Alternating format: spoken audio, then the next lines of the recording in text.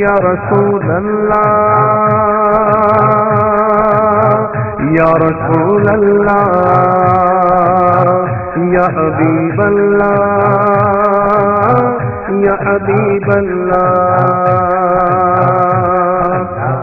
يا رسول الله. അസ്സലാമു അലൈക്കും വറഹ്മത്തുള്ളാഹി വബറകാതുഹു.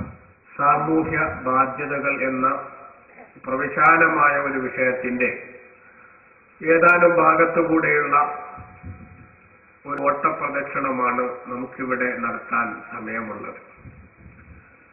നേരത്തെ സ്വാഗത പ്രസംഗത്തിൽ അബ്ദുൽ ഹമീദ് ഹാജി സൂചിപ്പിച്ചതുപോലെ മനുഷ്യൻ ഒരു സാമൂഹ്യ ജീവിയാണ്.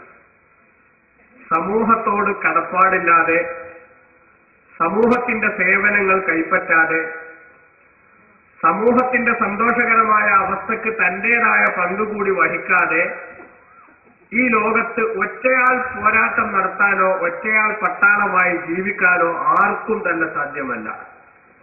എന്റെ കയ്യിൽ ഇഷ്ടം പോലെ കാശുണ്ട്, ഞാൻ അതുകൊണ്ട് എനിക്ക് തോന്നിയതുപോലെ ജീവിക്കും എന്നൊരാൾ പറഞ്ഞാലും നേരത്തെ സൂചിപ്പിച്ചതുപോലെ ആ കാശ് അവനിലേക്ക് എത്തിപ്പെടുന്നത് വരെ അവന്റെ ജീവിതവുമായി ബന്ധപ്പെടുത്തി ഒരുപാട് ആളുകളോട് അവൻ കടപ്പെട്ടിരിക്കുന്നു. ആ കടപ്പാടുകളെ ചവിട്ടിമാറ്റി, ആ കടപ്പാടുകളെ അവഗണിച്ച് എനിക്ക് ആരോടും പ്രത്യേകം കമ്മിറ്റ്മെന്റ് ഇല്ല എന്ന് ആരെങ്കിലും പറയുന്നുവെങ്കിൽ വിവരക്കേടിന് കയ്യും കാലും വെച്ചൊരു സാധനമാണ് അവൻ എന്നല്ലാതെ നമുക്ക് അവനെ വിലയിരുത്താൻ കഴിയില്ല.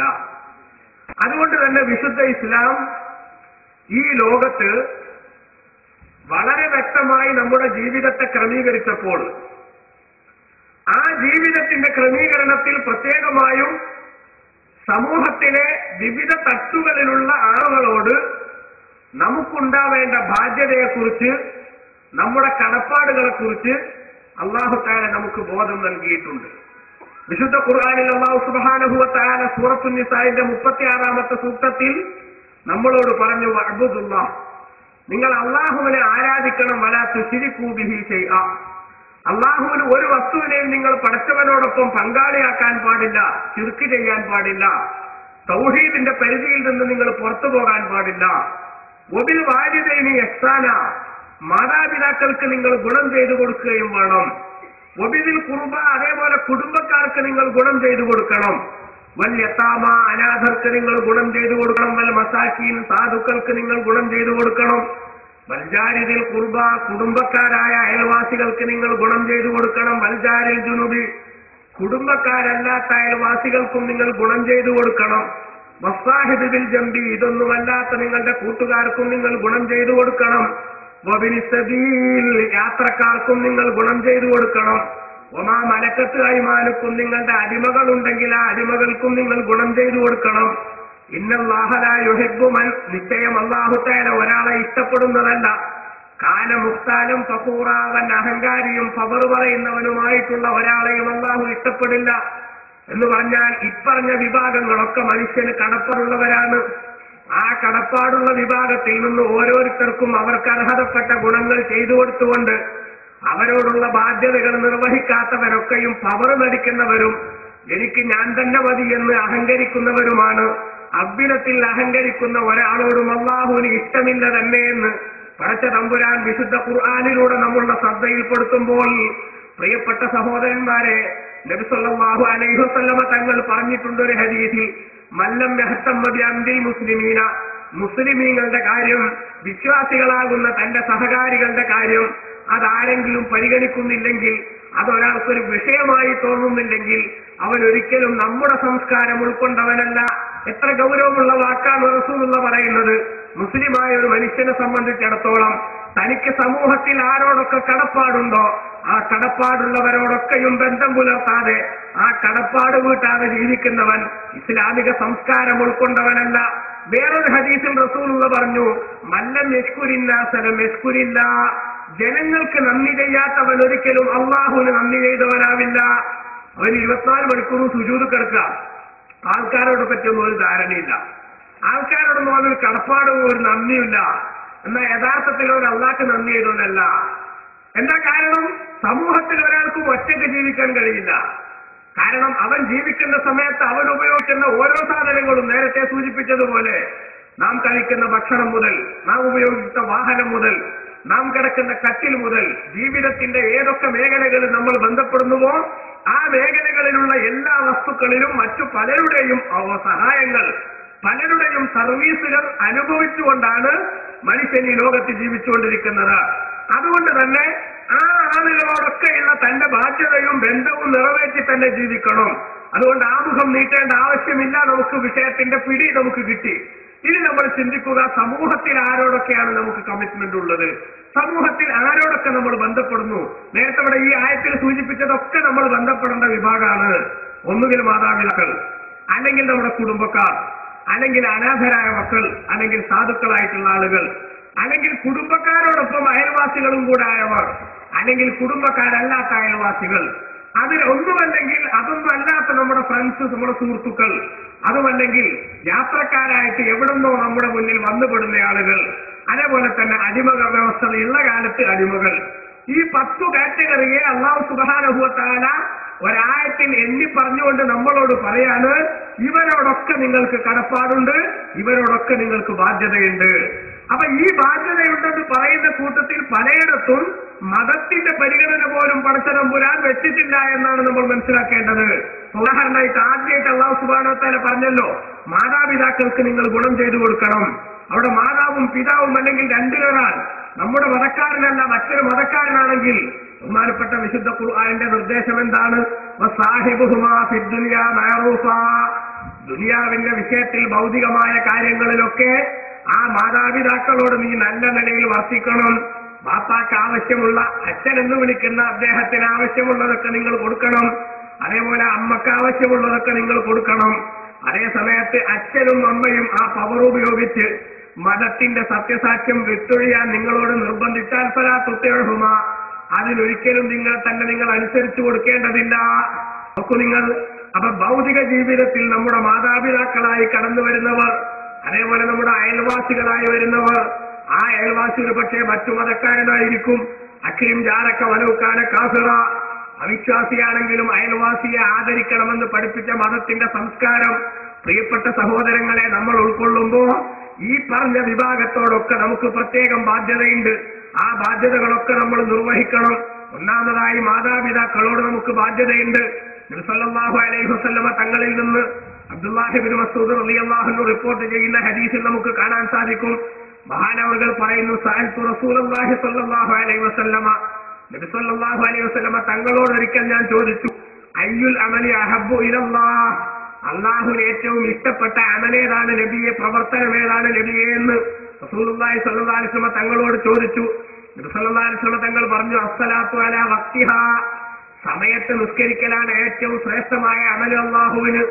ഓരോ നിസ്കാരത്തിന്റെയും സമയമാകുമ്പോൾ വേറെ ചില റിപ്പോർട്ടുകളിൽ കാണാം അസ്സലാത്തു അവ്വലി വഖ്തിഹാ, ആദ്യ സമയത്ത് നിസ്കരിക്കലാണ്. നിസ്കാരത്തിന്റെ ടൈമായാൽ വല്ലാതെ വൈകിക്കാതെ ഏതായാലും പ്രധാനപ്പെട്ട ടൈം കഴിയുന്നതിന് മുമ്പ് നിസ്കരിക്കുന്നത് റബ്ബിന് വലിയ താല്പര്യമുള്ള വിഷയമാണ്.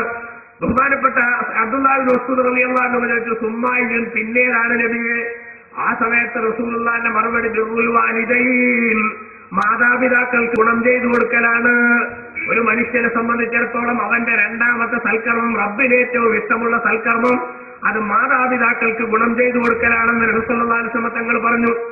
അതുകൊണ്ട് തന്നെ അബൂ ഹുറൈറ റളിയല്ലാഹു അൻഹു നിവേദനം ചെയ്യുന്ന ഹദീസിൽ നമുക്ക് കാണാം, റഗിമ അൻഫുഹു സുമ്മ റഗിമ അൻഫുഹു സുമ്മ റഗിമ അൻഫുഹു, ഒരാളുടെ മുഖം മണ്ണോട് ചേർന്നിരിക്കുന്നു എന്നോ അല്ലെങ്കിൽ ചേരട്ടെ എന്ന അർത്ഥത്തിൽ അവൻ നാശം ബാധിച്ചിരിക്കുന്നുവെന്ന് സൂചിപ്പിക്കുന്ന വാചകം പറഞ്ഞുകൊണ്ട് റസൂലുള്ളാഹി സ്വല്ലല്ലാഹു അലൈഹി വസല്ലം തങ്ങൾ വല്ലാതെ ഗൗരവത്തിൽ ഒരു വാക്ക് പറഞ്ഞു.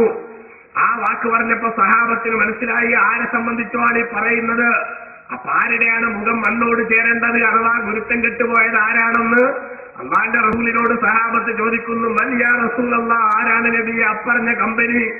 അള്ളാന്റെ ഹബീബിന്റെ മറുപടി എന്താ? മൻ അദറക വാലിദൈഹി ഇൻദൽ കിബരി, വാർദ്ധക്യ സഹജമായ അവസ്ഥയിൽ ഒരാൾക്ക് തന്റെ 2 മാതാപിതാക്കളെ കിട്ടി, ഉമ്മാനെയും ബാപ്പാനെയും കിട്ടി. ബാപ്പാക്ക് വയസ്സായിട്ടുണ്ട്, ഉമ്മാക്ക് വയസ്സായിട്ടുണ്ട്. അല്ലെങ്കിൽ വഹദഹുമാ, രണ്ടിൽ ഒരാളെ കിട്ടി, ബാപ്പനെ ഉമ്മയോ കിട്ടി. വാർദ്ധക്യ സഹജമായ അവസ്ഥയിൽ പല വേണ്ടാത്തരങ്ങളും അവരിൽ നിന്ന് കണ്ടുകൊണ്ടിരിക്കുകയാണ്. എനിക്ക് ഇഷ്ടമില്ലാത്ത പലതും അവർ ചെയ്തുകൊണ്ടിരിക്കുകയാണ്. ആ രൂപത്തിൽ കണ്ടുമുട്ടി. എന്നിട്ട് സുമ്മലം യദ്ഖുലിൽ ജന്ന, ആ ഉമ്മാക്കും ബാപ്പാക്കും അല്ലെങ്കിൽ രണ്ടിലൊരാൾക്ക് ഖിദ്മത്തെടുത്തുകൊണ്ട് സ്വർഗത്തിൽ കടക്കാൻ ഒരാൾക്ക് സാധിച്ചില്ലെങ്കിൽ ആ മനുഷ്യൻ അതോടുകൂടെ സ്വർഗത്തിൽ കടക്കാൻ സാധിക്കാത്തവൻ അവന്റെ മൂക്ക് മണ്ണോട് ചേരട്ടെ, അഥവാ നാശം ഭവിക്കട്ടെ എന്ന് റസൂലുള്ളാഹി സ്വല്ലല്ലാഹു അലൈഹി വസല്ലമ തങ്ങൾ പഠിപ്പിച്ചു. അതുകൊണ്ട് തന്നെ പ്രിയമുള്ള സഹോദരന്മാരെ, നിങ്ങൾ നോക്കി ഹദീസുകളിൽ ഡസൻ കണക്കിന് നമുക്ക് കാണാൻ സാധിക്കും. അബ്ദുല്ലാഹി ഇബ്നു ഉമർ റളിയല്ലാഹു അൻഹു നിവേദനം ചെയ്യുന്ന ഹദീസ്, ബിർറു ആബാഅക്കും, നിങ്ങളുടെ പിതാക്കൾക്ക് നിങ്ങൾ ഗുണം ചെയ്യണം, തബറുക്കും അബ്നാഉക്കും, എന്നാൽ നിങ്ങളുടെ മക്കൾ നിങ്ങൾക്ക് ഗുണം ചെയ്യും, വഇഫു തഇഫ നിസാഉക്കും, നിങ്ങൾ തെറ്റുകളിലേക്ക് പോകാതിരിക്കണം, എന്നാൽ നിങ്ങളുടെ ഭാര്യമാരെ അല്ലാഹു തആല തെറ്റുകളിൽ നിന്ന് സംരക്ഷിക്കും. ഈ ഹദീസിൽ ബഹുമാനപ്പെട്ട റസൂലുള്ളാഹി നമ്മളെ പഠിപ്പിക്കാൻ, നമ്മുടെ മാതാപിതാക്കൾക്ക് നമ്മൾ ഗുണം ചെയ്തു കൊടുത്താൽ, ആ മാതാപിതാക്കളാകുന്ന നമ്മുടെ മാതാപിതാക്കളുടെ സന്തോഷം നമ്മൾ വാങ്ങിയാൽ, നമുക്ക് വയസ്സാകുന്ന സമയത്ത് മറ്റൊരാളുടെ പ്രത്യേക പരിലാളന ആവശ്യമാകുന്ന സമയത്ത് നമ്മുടെ മക്കളുടെ മനസ്സിൽ നമ്മെ ആദരിക്കണമെന്നൊരു ചിന്ത അല്ലാഹു തആല ഇട്ടുകൊടുക്കും. എന്റെ പ്രിയപ്പെട്ട സഹോദരന്മാരെ, റസൂലുള്ളാഹി സ്വല്ലല്ലാഹു അലൈഹി വസല്ലമ തങ്ങള് വയസ്സ് കൂടിയ ആളുകളെ ആദരിക്കാൻ നമ്മളോട് നിർദ്ദേശിച്ചിട്ടുണ്ട്. നമുക്ക് റസൂലുള്ളാഹി അത് പഠിപ്പിച്ചു തന്നിട്ടുണ്ട്. അപ്പൊ നമ്മുടെ കൂട്ടത്തിൽ വയസ്സ് കൂടിയ ആളുകളെ ആദരിക്കാൻ നമുക്ക് സാധിച്ചാൽ, നമുക്ക് വയസ്സാകുന്ന സമയത്ത് നമ്മെ ആദരിക്കുന്ന ഒരു ടീമിനെ അള്ളാഹു ലോകത്തുണ്ടാക്കും. അതേ സമയത്ത് ചില വയസ്സന്മാരെ കാണുമ്പോൾ ആർക്കും ബഹുമാനിക്കാൻ തോന്നുന്നില്ല. അള്ളാഹു അല്ല കൽബിൽ അങ്ങനത്തെ ഒരു ചിന്ത ഇട്ട് കൊടുക്കണില്ല. കാരണം എന്തായിരിക്കും? പലപ്പോഴും ഇവൻ ചെറുപ്പക്കാരനായ സമയത്ത് വയസ്സന്മാരെ കണ്ടപ്പോൾ ബഹുമാനിച്ചിട്ടുണ്ടാവില്ല. പണ്ടൊരാൾ പറഞ്ഞില്ലേ, ബസ് കയറിയിട്ട് ഇങ്ങനെ ഒരു വയസ്സനായ മനുഷ്യൻ ഇങ്ങനെ വടിയും കുത്തി നിൽക്കുന്നത് കണ്ടപ്പോ ഒരാൾ സീറ്റിൽ സുഖമായിട്ട് ഇങ്ങനെ ഞെളിഞ്ഞിരിക്കണ ഇപ്പം പറയാണ്, എന്താണ് ഈ മനുഷ്യന്മാർക്ക് അത്ര വയസ്സായ ഒരു മനുഷ്യൻ ഒരു വടിയും കുത്തിപ്പിടിച്ചിങ്ങനെ നിൽക്കുന്നത് കണ്ടൂടെ? ഒരു മനുഷ്യനായിട്ട് ഒരു സൗകര്യം ചെയ്ത് കൊടുക്കണില്ലല്ലോ. അപ്പൊ ഇവനും സീറ്റിൽ ഇരിക്കുന്നതാണ്. സീറ്റിൽ ഇരുന്നിട്ടാണ് മറ്റൊരു കുറ്റം പറയുന്നത്. എന്നിട്ട് ഇവനെന്ത് ചെയ്തു? ഇവനെ സീറ്റിൽ നിന്ന് നീച്ചു വെച്ച് ആ കാരണമൊക്കെ ആ വടിയിൽ വാങ്ങി, നിങ്ങളേതായാലും നിന്നോളി, അത് ഈ വടിയും കൂടെ നിങ്ങൾ എന്ത് ചെയ്യണം, നിങ്ങൾക്ക് ഒരു ഭാരാകണ്ട. മനസ്സിലായില്ലേ? ആ ബഹുമാനം കൊണ്ട് കാര്യമുണ്ടോ? വടി ഭാരാകണ്ട. ഇയാൾക്ക് വടി കുത്തി നിൽക്കുകയാണെങ്കിൽ ചെറിയൊരു ആശ്രമം കിട്ടും. അതുകൂടി ഇല്ലാണ്ടാക്കി ശരിക്കും പാല വെച്ചിട്ട് ചെങ്ങാതി ഈ വയസ്സിൽ ബഹുമാനിച്ചു പറഞ്ഞതിൽ അർത്ഥമുണ്ടോ? അപ്പൊ ഇவ்விடത്തിൽ ബഹുമാനിക്കാനല്ല, എനിക്ക് ആത്മാർത്ഥമായ ആദരവിന്റെ കണ്ണുകൊണ്ട് പ്രിയപ്പെട്ട സഹോദരന്മാരെ, മാതാപിതാക്കളെ നമ്മൾ കാണണം. അഷ്റഫുൽ ഖൽഖ് സല്ലല്ലാഹു അലൈഹി വസല്ലമ തങ്ങള് വിശുദ്ധ ഖുർആനിലൂടെ നമുക്ക് കാര്യങ്ങൾ പഠിപ്പിച്ചു തന്നപ്പോ അല്ലാഹു തആല 3 സ്ഥലങ്ങളിൽ 2 വിഷയങ്ങളെ ചേർത്ത് പറഞ്ഞതായിട്ട് നമുക്ക് കാണാൻ സാധിക്കും. ഒന്നാമത്തത് അത്തിഉല്ലാഹ വഅത്തിഉർ റസൂൽ, അല്ലാഹുവിനെയും അവന്റെ റസൂലിനെയും നിങ്ങൾ അനുസരിക്കണം. അല്ലാഹുവിനെ അനുസരിക്കുന്ന ഒരാൾക്ക് റസൂലിനെ അനുസരിക്കാതിരിക്കാൻ കഴിയില്ല. നബി സല്ലല്ലാഹു അലൈഹി വസല്ലം തങ്ങളെ അനുസരിക്കണമെങ്കിൽ അല്ലാഹുവിനെ അനുസരിക്കാതെയും പറ്റില്ല. അത് രണ്ടും തമ്മിൽ പരസ്പര പൂരകങ്ങളാണെന്നർത്ഥം. അതേപോലെ ബഹുമാനപ്പെട്ട ഖുർആനിൽ അല്ലാഹു പറഞ്ഞു, അഖീമുസ്സലാത്ത വആതുസ് സക്കാത്ത്, നിങ്ങൾ നിസ്കാരം കൃത്യമായി നിലനിർത്തുകയും സക്കാത്ത് കൊടുക്കുകയും വേണം. ഒരാൾ നിസ്കരിക്കും, പൈസ മൊത്തൊട്ട കളിക്കില്ല, ഓന്റെ ഈമാൻ ശരിയല്ല. ഒരാൾ പൈസ എത്ര കൊടുക്കാനും റെഡിയാണ്, നിസ്കരിക്കാണ്ട് വിട്ടുപോകരുത്, ഓന്റെ വിശ്വാസവും ശരിയല്ല. അതുകൊണ്ട് തന്നെ ഇത് രണ്ടും പരസ്പര പൂരകങ്ങളാണ്. ഒന്നുള്ളവന് മറ്റതും ഉണ്ടായേ പറ്റൂ. മൂന്നാമത്തത് റസൂലുള്ളാഹി സ്വല്ലല്ലാഹു അലൈഹി വസല്ലം മുഖേന അല്ലാഹു പഠിപ്പിക്കുന്നത് അനിഷ്കുർലി വലിവാലിദൈക്, എനിക്ക് നിങ്ങൾ നന്ദി ചെയ്യണം, നിങ്ങളുടെ മാതാപിതാക്കൾക്കും നന്ദി ചെയ്യണം. അല്ലാഹു തആല പറയാണ്, പടച്ചോന് നന്ദി ചെയ്യണം, മാതാപിതാക്കൾക്കും നന്ദി ചെയ്യണം. അപ്പൊ ഒരാൾ പടച്ചോൻ എത്ര നന്ദി ചെയ്യാനും റെഡിയാണ്, പക്ഷെ ഉമ്മാനെയും ബാപ്പാനിന്റെ വളപ്പിൽ കീഴാൻ കടത്തൂല എന്നൊരാൾ പറയുകയാണെങ്കിലോ, അത് ഈ പടച്ചോൻ എത്ര വേണമെങ്കിലും ഞാൻ ഗുണം ചെയ്തു കൊടുത്തോളാം, നന്ദി ചെയ്തോളാം, കാരണം അള്ളാന്റെ നിഅമത്ത് ഒരുപാട് എനിക്ക് കിട്ടിയിട്ടുണ്ട്. അതേ സമയത്ത് എന്റെ ഉമ്മി ബാപ്പയുണ്ടല്ലോ, ആ രണ്ടാൾക്ക് 10 പൈസയുടെ ഉപകാരം ഞാൻ ചെയ്യൂല എന്ന് ഒരാൾ പറഞ്ഞാൽ അള്ളാഹുവിന് അവൻ ചെയ്യുന്ന നന്ദിയൊന്നും നന്ദിയായി പരിഗണിക്കപ്പെടില്ല എന്ന ഗൗരവത്തിന്റെ ശൈലി ബഹുമാനപ്പെട്ട ഇസ്ലാം നമ്മുടെ ശ്രദ്ധയിൽപ്പെടുത്തിയിട്ടുണ്ട്. അതുകൊണ്ട് തന്നെ പ്രിയമുള്ള സഹോദരന്മാരെ, വിശദീകരിച്ച് നമുക്ക് പറയാൻ ഇപ്പൊ സമയമില്ലല്ലോ. മുമ്പത്തെ പരിപാടിയിൽ നമ്മൾ ശരിക്കും വ്യക്തമായി അതിന്റെ കാര്യങ്ങൾ വിശദീകരിച്ചിട്ടുണ്ട്. നമ്മുടെ മാതാപിതാക്കളെ നമ്മൾ ഈ ഭൂമിയിൽ വെച്ച് കഷ്ടപ്പെടുത്തിയാൽ ആ കഷ്ടപ്പെടുത്തുക എന്ന തെറ്റിന്റെ ശിക്ഷ അല്ലാഹു തആല ഭൂമിയിൽ നിന്ന് തന്നെ നമുക്ക് തരുന്നതാണ്. ഒരിക്കലും തന്നെ അതിന് പുറകോട്ട് പോകാൻ സാധിക്കില്ല. മാതാപിതാക്കളെ കഷ്ടപ്പെടുത്തിയവനും കണ്ണീര് കുടിപ്പിച്ചവനും അതിന്റെ പ്രതിഫലം ഭൂമിയിൽ നിന്ന് തന്നെ അനുഭവിക്കുകയും പരലോകത്ത് അല്ലാഹു തആല കഠിനമായ ശിക്ഷ കൊണ്ട് അവനെ ഉപദ്രവിക്കുകയും ചെയ്യുമെന്ന് ബഹുമാനപ്പെട്ട ഇസ്ലാം നമ്മുടെ ശ്രദ്ധയിൽപ്പെടുത്തുന്നുണ്ട്. നിങ്ങൾ നോക്കൊരു ചെറിയ ഉദാഹരണം. മഹാനായ അബൂബക്കർ ഹൗസ് റളിയല്ലാഹു അൻഹു, അതാ മഹാൻ പറയുന്നു, ഒരു ദിവസം നസൽതു മർറത്തൻ ഹയ്യൻ, ഞാനൊരു ദിവസം ഒരു ഗ്രാമത്തിലേക്ക് ചെന്നു. ആളുകളൊക്കെ താമസിക്കുന്ന ജനനിബിഡമായ ഒരു പ്രദേശത്ത് ഞാൻ ചെന്നു. അങ്ങനെ ചെന്ന് നോക്കുമ്പോൾ ഇലാദാനിക്കൽ ഹയ്യ മഖ്ബറ, ആ ഗ്രാമത്തിന്റെ ഒരു ഭാഗത്ത് ഒരു ശ്മശാനമുണ്ട്, ഒരു ഖബറിന്റെ സ്ഥലമുണ്ട്. ആളുകൾക്ക് മരിച്ചാൽ മറവ് ചെയ്യുന്ന ഒരു മഖ്ബറയുണ്ട്, ശ്മശാനമുണ്ട്, അവിടെ സെമിത്തേരിയുണ്ട്. അങ്ങനെ ഫലമാക്കാന വഴതല്ല ശരി, ഞാൻ ആ സ്ഥലത്ത് ചെന്നു. അസർ നിസ്കാരത്തിന്റെ ടൈം കഴിഞ്ഞപ്പോൾ ഇൻസക്ക മിൻഹ ഖബറുൻ, ആ ഖബറുകളുടെ കൂട്ടത്തിൽ നിന്ന് ഒരു ഖബർ ഇങ്ങോട്ട് പൊട്ടി പിളർന്നു, ഖബർ ഇങ്ങോട്ട് തുറന്നു. ആ ഖബർ തുറന്നപ്പോൾ ഒരാൾ ആ ഖബർ നിങ്ങോട്ട് പുറത്തേക്ക് വന്നു. റസൂൽ ഹിമാരി, അവന്റെ തല കഴുതയുടെ തലയാണ്. ജസദു ഇൻസാൻ, അവന്റെ ശരീരം, അവന്റെ ബോഡി മനുഷ്യന്റെ ശരീരവുമാണ്. അഥവാ ശരീരം കണ്ട മനുഷ്യനാണ്, പക്ഷേ തല ശരിക്കൊരു ഒറിജിനൽ കഴുതയുടെ തലയാണ്. ആ തല ഇങ്ങനെ പുറത്തേക്കിട്ടിട്ട് അയാള് 3 തവണ കഴുത കരയുന്നത് പോലെ അങ്ങ് കരഞ്ഞു. ഈ ഭൂമിയിൽ ഏറ്റവും വൃത്തികെട്ട ശബ്ദം ഇന്ന അൻകറല്ലസ്വാത്തി ലസൗത്തുൽ ഹമീർ, വിശുദ്ധ ഖുർആനിൽ അല്ലാഹു തആല പറഞ്ഞിട്ടുണ്ട്, ഏറ്റവും വൃത്തികെട്ട ശബ്ദം അത് കഴുതരാഗമാണെന്ന് നബി സല്ലല്ലാഹു അലൈഹി വസല്ലം തങ്ങൾ മുഖേന അന്ന് നമ്മൾ അറിയിച്ചു. എന്നാൽ നിങ്ങൾ നോക്കുക, കഴുത കരയുന്നത് പോലെ 3 തവണ ആ മനുഷ്യൻ ഖബറിൽ നിന്ന് കഴുതയുടെ തല പോലെ തലയായിട്ട് ഖബറിൽ നിന്നിങ്ങോട്ട് പൊട്ടിപ്പിളർന്ന് പുറത്തേക്ക് തലപൊക്കിയിട്ട് അയാൾ കരഞ്ഞു.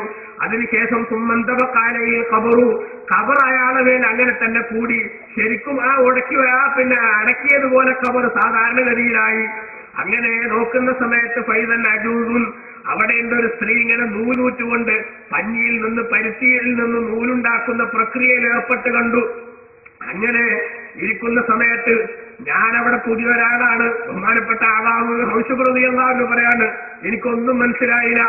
ഒരാൾ പെട്ടെന്നൊരു കബറിന് തുറന്നു വരിക, ആ തുറന്ന കബറിന്റെ ഉള്ളിൽ നിന്ന് കഴുതയുടെ പോലത്തെ തലയുമായി പുറത്തിറങ്ങിയിട്ട് പെട്ടെന്നൊരു ശബ്ദം ഉണ്ടാക്കിയിട്ട് വീണ്ടും മൂപ്പർ അങ്ങ് തന്നെ പോവുക. തത്തമ്മ ചീട്ടെടുത്ത് പോണ പോലെ ഒരൊറ്റ പോക്കങ്ങ് പോയി. ആ പോക്ക് പോണത് കണ്ടപ്പോൾ എനിക്കൊരു പിടിയും കിട്ടിയില്ല. ഞാനിങ്ങനെ വീഴ്ത്തി നിൽക്കുമ്പോ ആ ഭാഗത്തൊരു സ്ത്രീയെ കണ്ടു. ആ സ്ത്രീയോട് ഞാൻ ചോദിച്ചു, എന്താണിത് സംഭവം? ഈ കഴുത കരയുന്നത് പോലെ ഒരു മനുഷ്യന്റെ ബോഡിയുള്ള ഒരാൾ കരയാൻ കാരണം എന്താണ്?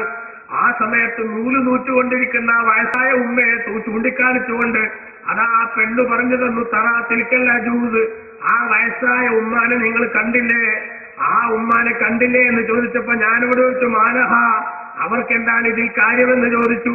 ആ സമയത്ത് ആ ഉമ്മ പറയുന്നു, തിൽക്ക ഉമ്മുഹാദാ, ആ ഉമ്മ അത് ഈ കബറിൽ കിടക്കുന്ന മനുഷ്യന്റെ ഉമ്മയാണ്. ആ മനുഷ്യന്റെ കബറിൽ കിടക്കുന്ന ആളുടെ ഉമ്മയാണിത്. എന്താ സംഭവം?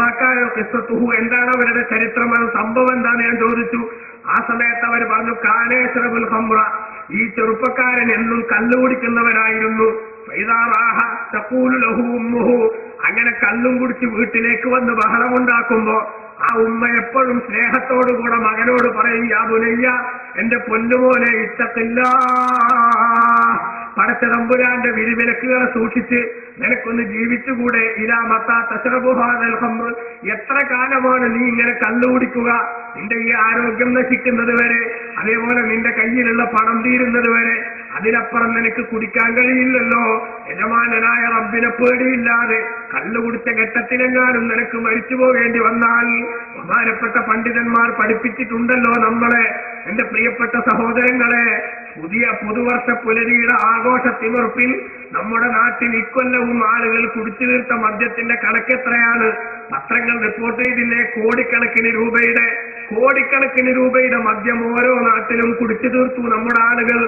അപ്പൊ ബഹുമാനപ്പെട്ട അബൂബക്കർ ഹൗസ് റളിയല്ലാഹു അൻഹു പറയാണ്, ഞാനിത് കണ്ടപ്പോ ആ ഉമ്മയും ഈ മകനും തമ്മിൽ എന്താണ് കാര്യമെന്ന് ചോദിച്ചപ്പോ ആ സ്ത്രീ എനിക്ക് പറഞ്ഞു തന്നു, മകൻ കള്ളും കുടിച്ച് വീട്ടിലേക്ക് വന്നിട്ട് ഇങ്ങനെ ലഹളയുണ്ടാക്കിയപ്പോ ആ വയസ്സായ ഉമ്മ പറഞ്ഞു മകനോട്, മോനെ, ഇത്തഖില്ലാ, അള്ളാഹുവിന്റെ വിധിവിലക്കുകളെ നീ സൂക്ഷിക്കണം. നിനക്ക് കള്ളു കുടിക്കാനുള്ള നാവ് തന്നിട്ട് വായ തന്നത്, അതേപോലെ കല്ലുയർത്തിപ്പിടിക്കാനുള്ള കൈ തന്നത്, കാണാനുള്ള കണ്ണ് തന്നത്, എല്ലാം തന്നത് അള്ളാഹുവാണ്. ആ തന്ന നിഅമത്ത് ഉപയോഗപ്പെടുത്തി പടച്ച റബ്ബ് പൊരുത്തപ്പെടാത്ത പ്രവർത്തനങ്ങളിലേക്ക് നീ പോകല്ലേ. ഇലാ മത്താ തശ്റബു ഹാദിഹിൽ ഖുമൂർ, എത്ര കാലമാണ് നീ ഇങ്ങനെ കണ്ടുകുടിച്ച് കഴിയുക? ഇതിനൊരു കണക്കില്ലേ? ഇതെന്തെങ്കിലും ഒരു ദിവസം അവസാനിപ്പിക്കേണ്ടി വരില്ലേ? അതേക്കുറിച്ച് നീ ഒന്ന് ആലോചിച്ചു നോക്കുകയെന്ന് മകനോട് സ്നേഹത്തോടു കൂടെ ഉമ്മ ഉപദേശിച്ചപ്പോൾ ആ മകൻ അവളോട് ആ ഉമ്മാനോട് പറഞ്ഞ മറുപടി ഇന്നമാ അൻതി തൻഹഖീന കമാ യൻഹഖുൽ ഹിമാർ, എന്തിനാ തള്ളേ ഈ കഴുത ഒച്ചയിടുന്നത് പോലെ നിങ്ങൾ ഒച്ചയിടുന്നതെന്ന് ഉമ്മ നല്ലൊരു കാര്യം ഉപദേശിച്ചു കൊടുത്തപ്പോ കല്ലിന്റെ ലഹരിയിൽ ഉമ്മാന്റെ മുഖത്ത് നോക്കി, എന്തിനാണ് തള്ളേ നിങ്ങൾ ഇങ്ങനെ കഴുത ഒച്ചയിടുന്നത് പോലെ ഒച്ചയിടുന്നതെന്ന് ബഹുമാനപ്പെട്ട അള്ളാഹുവിനോട് ആ പെണ്ണ് വിശദീകരിച്ചു കൊടുക്കുന്നു. കഴുത ഒച്ചയിടുന്നത് പോലെ ശബ്ദിക്കുന്നത് പോലെ നിങ്ങൾ എന്തിനാണ് ഒച്ചയുണ്ടാക്കുന്നതെന്ന് തന്നെ ഉപദേശിച്ച ഉമ്മാന്റെ നേരെ നോക്കിയിട്ട് ആ ചെറുപ്പക്കാരൻ പറഞ്ഞു. അങ്ങനെ അവർ പറയുന്നു സമാത്ത ബായതല്ല ശരി, അന്നത്തെ അസർ നിസ്കാരത്തിന് ശേഷം ആ ചെറുപ്പക്കാരൻ മരിച്ചു. അസറിന്റെ സമയമായ ശേഷം ആ ചെറുപ്പക്കാരൻ മരിച്ചു. മരിച്ച അന്ന് മുതൽ ഖബറു, എല്ലാ ദിവസവും അസറിന്റെ ടൈം കഴിയുമ്പോ അതായത് ഉമ്മാനോട് ആ ചെറുപ്പക്കാരൻ നിങ്ങൾ എന്തിനാണ് കഴുത ഒച്ചയിടുന്നത് പോലെ ഒച്ചയിടുന്നതെന്ന് പറഞ്ഞ് ആ മരിച്ച അതേ ടൈം വരുമ്പോൾ അയാളുടെ കബറ് പൊട്ടിപ്പിളരും, എല്ലാ ദിവസവും പിളരും. എന്നിട്ട് 3 തവണ ഇങ്ങനെ കഴുത കരയുന്നത് പോലെ അയാളങ്ങ് കരയും. സുമ്മ എന്തത് ക്വാലയിൽ കബറു, പിന്നെ കബറങ്ങ് കൂടിപ്പോകും. ഓരോ ദിവസവും ഉമ്മ നല്ല കാര്യം പറഞ്ഞു കൊടുത്തപ്പോ അത് സ്വീകരിക്കാതെ ഉമ്മാനെ അങ്ങേയറ്റം വഷളാക്കി സംസാരിച്ചതിന്റെ ശിക്ഷ ഭൂമിയിൽ നിന്ന് തന്നെ മനുഷ്യന്മാർക്കൊക്കെ കാണാൻ പറ്റുന്ന വിധത്തിൽ അതാ അല്ലാഹു സുബ്ഹാനഹു വ തആല ചെറുപ്പക്കാരന് കാണിച്ചു കൊടുക്കുന്നുവെന്ന് മഹാനായ അൽ ഹാഫിദുൽ മുൻസിരി റഹ്മത്തുള്ളാഹി അലൈഹി തന്റെ തർഗീബ് വ തർഹീബ് എന്ന ഗ്രന്ഥത്തിൽ വളരെ വ്യക്തമായി ചരിത്രം ഉദ്ധരിക്കുമ്പോൾ എന്റെ പ്രിയപ്പെട്ട സഹോദരിമാരെ നമ്മൾ ആലോചിക്കണം. ദേഷ്യം വരുന്ന സമയത്ത് ഉമ്മാനോട് പറയുന്ന വാചകങ്ങൾ, ബാപ്പാനോട് പറയുന്ന വാചകങ്ങൾ അതൊരിക്കലും തന്നെ പരിവിട്ട് പോകാൻ പാടില്ല. എന്നു മാത്രമല്ല, ഈ ലോകത്ത് ജീവിക്കുന്ന സമയത്ത് ഉമ്മ ചെയ്തത് ശരിയായില്ലെന്നോ ബാപ്പ ചെയ്തത് ശരിയായില്ലെന്നോ തോന്നിപ്പിക്കുന്ന ഒരു വാചകം പോലും ഉമ്മാന്റെ നേരെ ബാപ്പാന്റെ നേരെ നോക്കി പറയാൻ നമുക്ക് അവകാശമില്ല. നമുക്കറിയാമല്ലോ ഖുർആനിൽ അല്ലാഹു തആല പറഞ്ഞത് എന്താണ്? വാർദ്ധക്യ സഹജമായ അവസ്ഥയിൽ ഉമ്മയും ബാപ്പയും അല്ലെങ്കിൽ രണ്ടിലൊരാൾ നിന്റെ അടുത്ത് ജീവിച്ചിരിക്കുന്ന ഒരവസ്ഥയുണ്ടെങ്കിൽ ഒരിക്കലും തന്നെ ഫലാത്ത കൊല്ലഹുമാ ഉഫ്ഫിൻ എന്ന് പോലും ബാപ്പാനോട് പറയാൻ പാടില്ല, അല്ലെങ്കിൽ ഉമ്മാനോട് പറയാൻ പാടില്ല. എന്താണ് പറഞ്ഞതിന്റെ അർത്ഥം? ഉമ്മ ചെയ്തൊരു സംഗതി ശരിയായില്ലെന്ന് അല്ലെങ്കിൽ ബാപ്പ ചെയ്തൊരു സംഗതി ശരിയായില്ലെന്ന് തോന്നിപ്പിക്കുന്ന ഒരു വാചകം പറഞ്ഞുകൊണ്ട് ഉമ്മാന്റെ നേരെ ബാപ്പാന്റെ നേരെ മര്യാദ കുറവിന്റെ ശൈലിയിലുള്ള ഒരു പ്രയോഗവും നടത്താൻ പാടില്ലെന്ന് ബഹുമാനപ്പെട്ട ഇസ്ലാം നമ്മുടെ ശ്രദ്ധയിൽപ്പെടുത്തുകയാണ്. ഞാൻ ആ ഭാഗം കൂടുതൽ വിശദീകരിക്കുന്നില്ല. ഇപ്പോ നിങ്ങൾ നോക്കൂ ബഹുമാനപ്പെട്ട സഹോദരങ്ങളെ, നമ്മുടെ ഉമ്മയും ബാപ്പയും നമുക്ക് അല്ലാഹു സുബ്ഹാനഹു വ തആല സ്വർഗത്തിലേക്ക് കടന്നുപോകാനുള്ള കവാടത്തിന്റെ ഉമ്മറപ്പടിയായി നിശ്ചയിച്ചിട്ടുള്ളവരാണ്. ആ ഉമ്മറപ്പടിയിലൂടെ ചവിട്ടിയിട്ടല്ലാതെ നമുക്ക് സ്വർഗത്തിലേക്ക് പോകാൻ കഴിയില്ല. അഥവാ ഉമ്മറപ്പടി ശരിക്കും ഭദ്രമായി സൂക്ഷിക്കാത്തൊരു മകന് സ്വർഗപ്രവേശനം എന്നത് സാധ്യമല്ലെന്ന ചിന്താഗതിയാണ് വിശുദ്ധ ഇസ്ലാം നമ്മുടെ ശ്രദ്ധയിലേക്ക് കൊണ്ടുവന്നത്. അതുകൊണ്ട് തന്നെ ഉമ്മാക്കും ഉപ്പാക്കും വേണ്ട സൗകര്യങ്ങളൊക്കെ ചെയ്തു കൊടുക്കാൻ നമുക്ക് ബാധ്യതയുണ്ട്. വയസ്സാകുമ്പോൾ അവർ ചിലപ്പോൾ വേണ്ടാത്ത പലതും പറഞ്ഞെന്നിരിക്കും. അവരുടെ പല കാട്ടിക്കൂട്ടലുകളും നമുക്ക് ഇഷ്ടപ്പെട്ടില്ലെന്ന് വരും. അങ്ങനെ വന്നാലും എന്തേ ഉമ്മ അങ്ങനെ ചെയ്തതെന്ന് ചോദ്യം ചെയ്യാൻ, അല്ലെങ്കിൽ ബാപ്പ നിങ്ങളോടല്ലേ അങ്ങനെ ചെയ്യരുതെന്ന് പറഞ്ഞതെന്ന് കയർത്ത് സംസാരിക്കാൻ ഒരൊറ്റ മകനും മകൾക്കും അവകാശമില്ലെന്ന് വിശുദ്ധ ഖുർആൻ വളരെ ഗൗരവത്തിന്റെ ശൈലിയിൽ എന്റെയും നിങ്ങളുടെയും ശ്രദ്ധയിൽപ്പെടുത്തുന്നു. അത് നമ്മൾ പ്രത്യേകമായി ആലോചിക്കേണ്ട കാര്യമാണ്.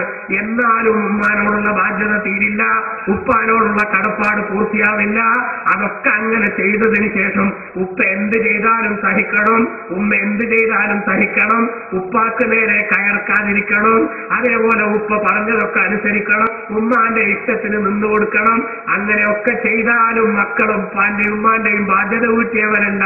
അതുകൊണ്ട് ഇത് രണ്ടും കഴിഞ്ഞതിന് ശേഷം പിന്നീട് അങ്ങ് പറയണം റബ്ബിർഹംഹുമാ കമാ റബ്ബയാനീ സഗീറാ, ഒന്നിനും പറ്റാത്ത കാലത്ത് എന്നെ പോറ്റി വളർത്തി എന്റെ ഉമ്മയും ഉപ്പയും അവർക്ക് നീ അർഹമായ പ്രതിഫലം അനുഗ്രഹം നീ എന്ന് കൊടുത്തേക്കണേ റബ്ബേ എന്ന് പറഞ്ഞ് കൈയൊഴിയാനല്ലാതെ അങ്ങനെ ദ്വാരക്കാനല്ലാതെ മരിച്ചാലും ഉമ്മാക്ക് വേണ്ടി ദ്വാ മുടക്കാത്ത, ഉപ്പാക്ക് വേണ്ടി ദ്വാ മുടക്കാത്ത, അതേപോലെ ഉമ്മാന്റെ കുടുംബക്കാരെ, ഉപ്പാന്റെ കുടുംബക്കാരെ, ഉപ്പാന്റെ ചെങ്ങാതിമാരെ, ഉമ്മാന്റെ ഫ്രണ്ട്സിനെ അവരെയൊക്കെ പ്രത്യേകമായി ബന്ധപ്പെട്ടുകൊണ്ട് അവർക്കൊക്കെ ഗുണം ചെയ്തു കൊടുത്തുകൊണ്ട് ജീവിച്ചാലല്ലാതെ മാതാപിതാക്കളോടുള്ള ബാധ്യത വീട്ടാൻ നമുക്കാവില്ലെന്ന് ബഹുമാനപ്പെട്ട ഇസ്ലാം നമ്മുടെ ശ്രദ്ധയിൽപ്പെടുത്തുന്നു.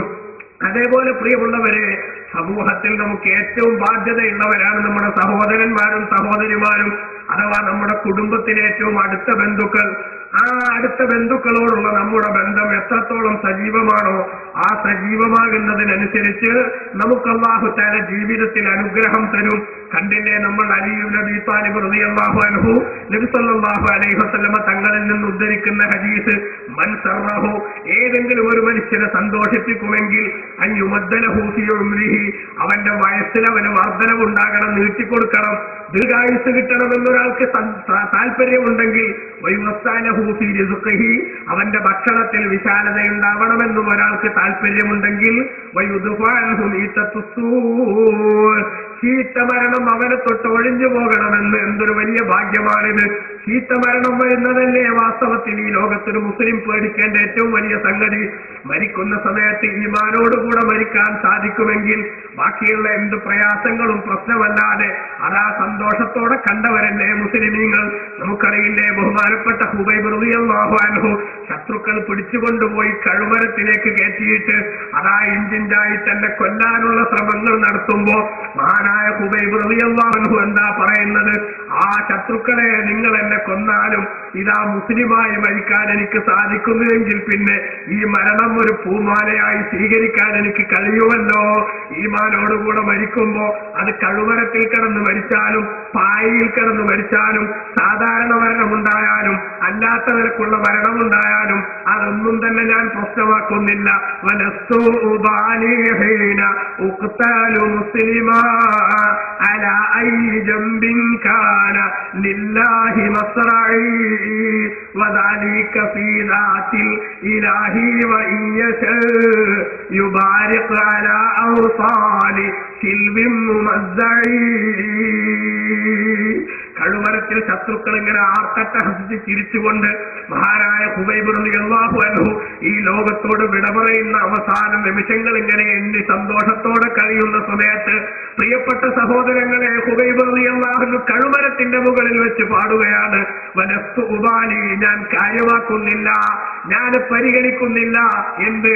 ഹീനൗഖ്തലു മുസ്ലിമാ, ഞാൻ കൊല്ലപ്പെടുന്നത് മുസ്ലിമായിട്ടാണെന്ന് ഓർക്കുമ്പോ ഈ കൊല്ലപ്പെടാൻ ഇവർ ഉപയോഗിച്ച മാർഗം എന്തു തന്നെയായാലും ഐ ഡോണ്ട് കെയർ ദാറ്റ് എന്ന് ബഹുമാനപ്പെട്ട ഹുബൈബ് റളിയല്ലാഹു അൻഹു വളരെ പരസ്യമായി ആത്മാഭിമാനത്തോടുകൂടെ പ്രഖ്യാപിക്കുമ്പോ യൂസുഫ് സിദ്ദീഖ് അലൈഹിസ്സലാം ഭൗതിക ജീവിതത്തിൽ അല്ലാഹു തആല ഒരുപാട് സൗകര്യങ്ങളും നിഅമത്തുകളും കൊടുത്തിട്ട് സൗന്ദര്യത്തിന്റെ നല്ലൊരു ശതമാനം നൽകി യൂസുഫ് നബി അലൈഹിസ്സലാമിനെ അല്ലാഹു ആദരിച്ചിട്ട് ഈജിപ്തിന്റെ റേഷനിംഗ് സമ്പ്രദായം ശാസ്ത്രീയമായി നടപ്പാക്കിക്കൊണ്ട് ലോകത്ത് ഭക്ഷ്യക്ഷാമം നേരിടുന്ന ഒരു ഘട്ടത്തിൽ ഏറ്റവും നല്ല പ്രവർത്തനം നടത്തി സമൂഹത്തിന്റെ മുക്തകണ്ഠം പ്രശംസ നേടിയെടുത്തൊരവസ്ഥയുണ്ടായിട്ട് അതേപോലെ തന്നെ സ്വപ്നത്തിന്റെ വ്യാഖ്യാനം പറയാനുള്ള അസാമാന്യമായ വിവരം കൊണ്ട് അല്ലാഹു സുബ്ഹാനഹു വ തആല ആദരിച്ചിട്ട് ഭൗതിക ലോകത്ത് ഇത്തരത്തിലുള്ള പ്ലസ് പോയിന്റുകളുടെ നടുവിൽ ബഹുമാനപ്പെട്ട യൂസുഫ് നബി അലൈഹിസ്സലാം കഴിയുമ്പോഴും ബേജാറോടെയും വിഷമത്തോടെയും തന്റെ പ്രാർത്ഥന എന്താണ്?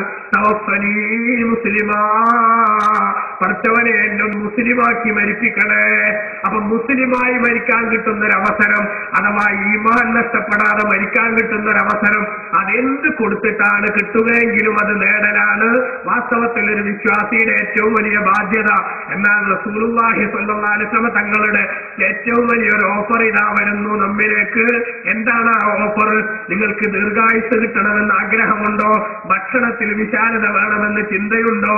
അതേപോലെ ചീത്തമരണത്തിൽ നിന്ന് രക്ഷപ്പെട്ട് പൂർണ്ണ ഈമാനോടുകൂടെ മരിക്കാനുള്ള സൗഭാഗ്യം കിട്ടണമെന്ന് ആഗ്രഹമുണ്ടോ? അതൊക്കെയുണ്ടെങ്കിൽ നിങ്ങൾ രണ്ടേ രണ്ട് സംഗതികൾ ചെയ്താൽ മതി. അതെന്താണെന്ന് അറിയുമോ? ഫല്യത്തഖില്ലാ. ഒന്നാമതായിട്ട് നിങ്ങൾ പടച്ചന്റെ വിധിവിലക്കുകളെ സൂക്ഷിച്ച് ജീവിക്കണം.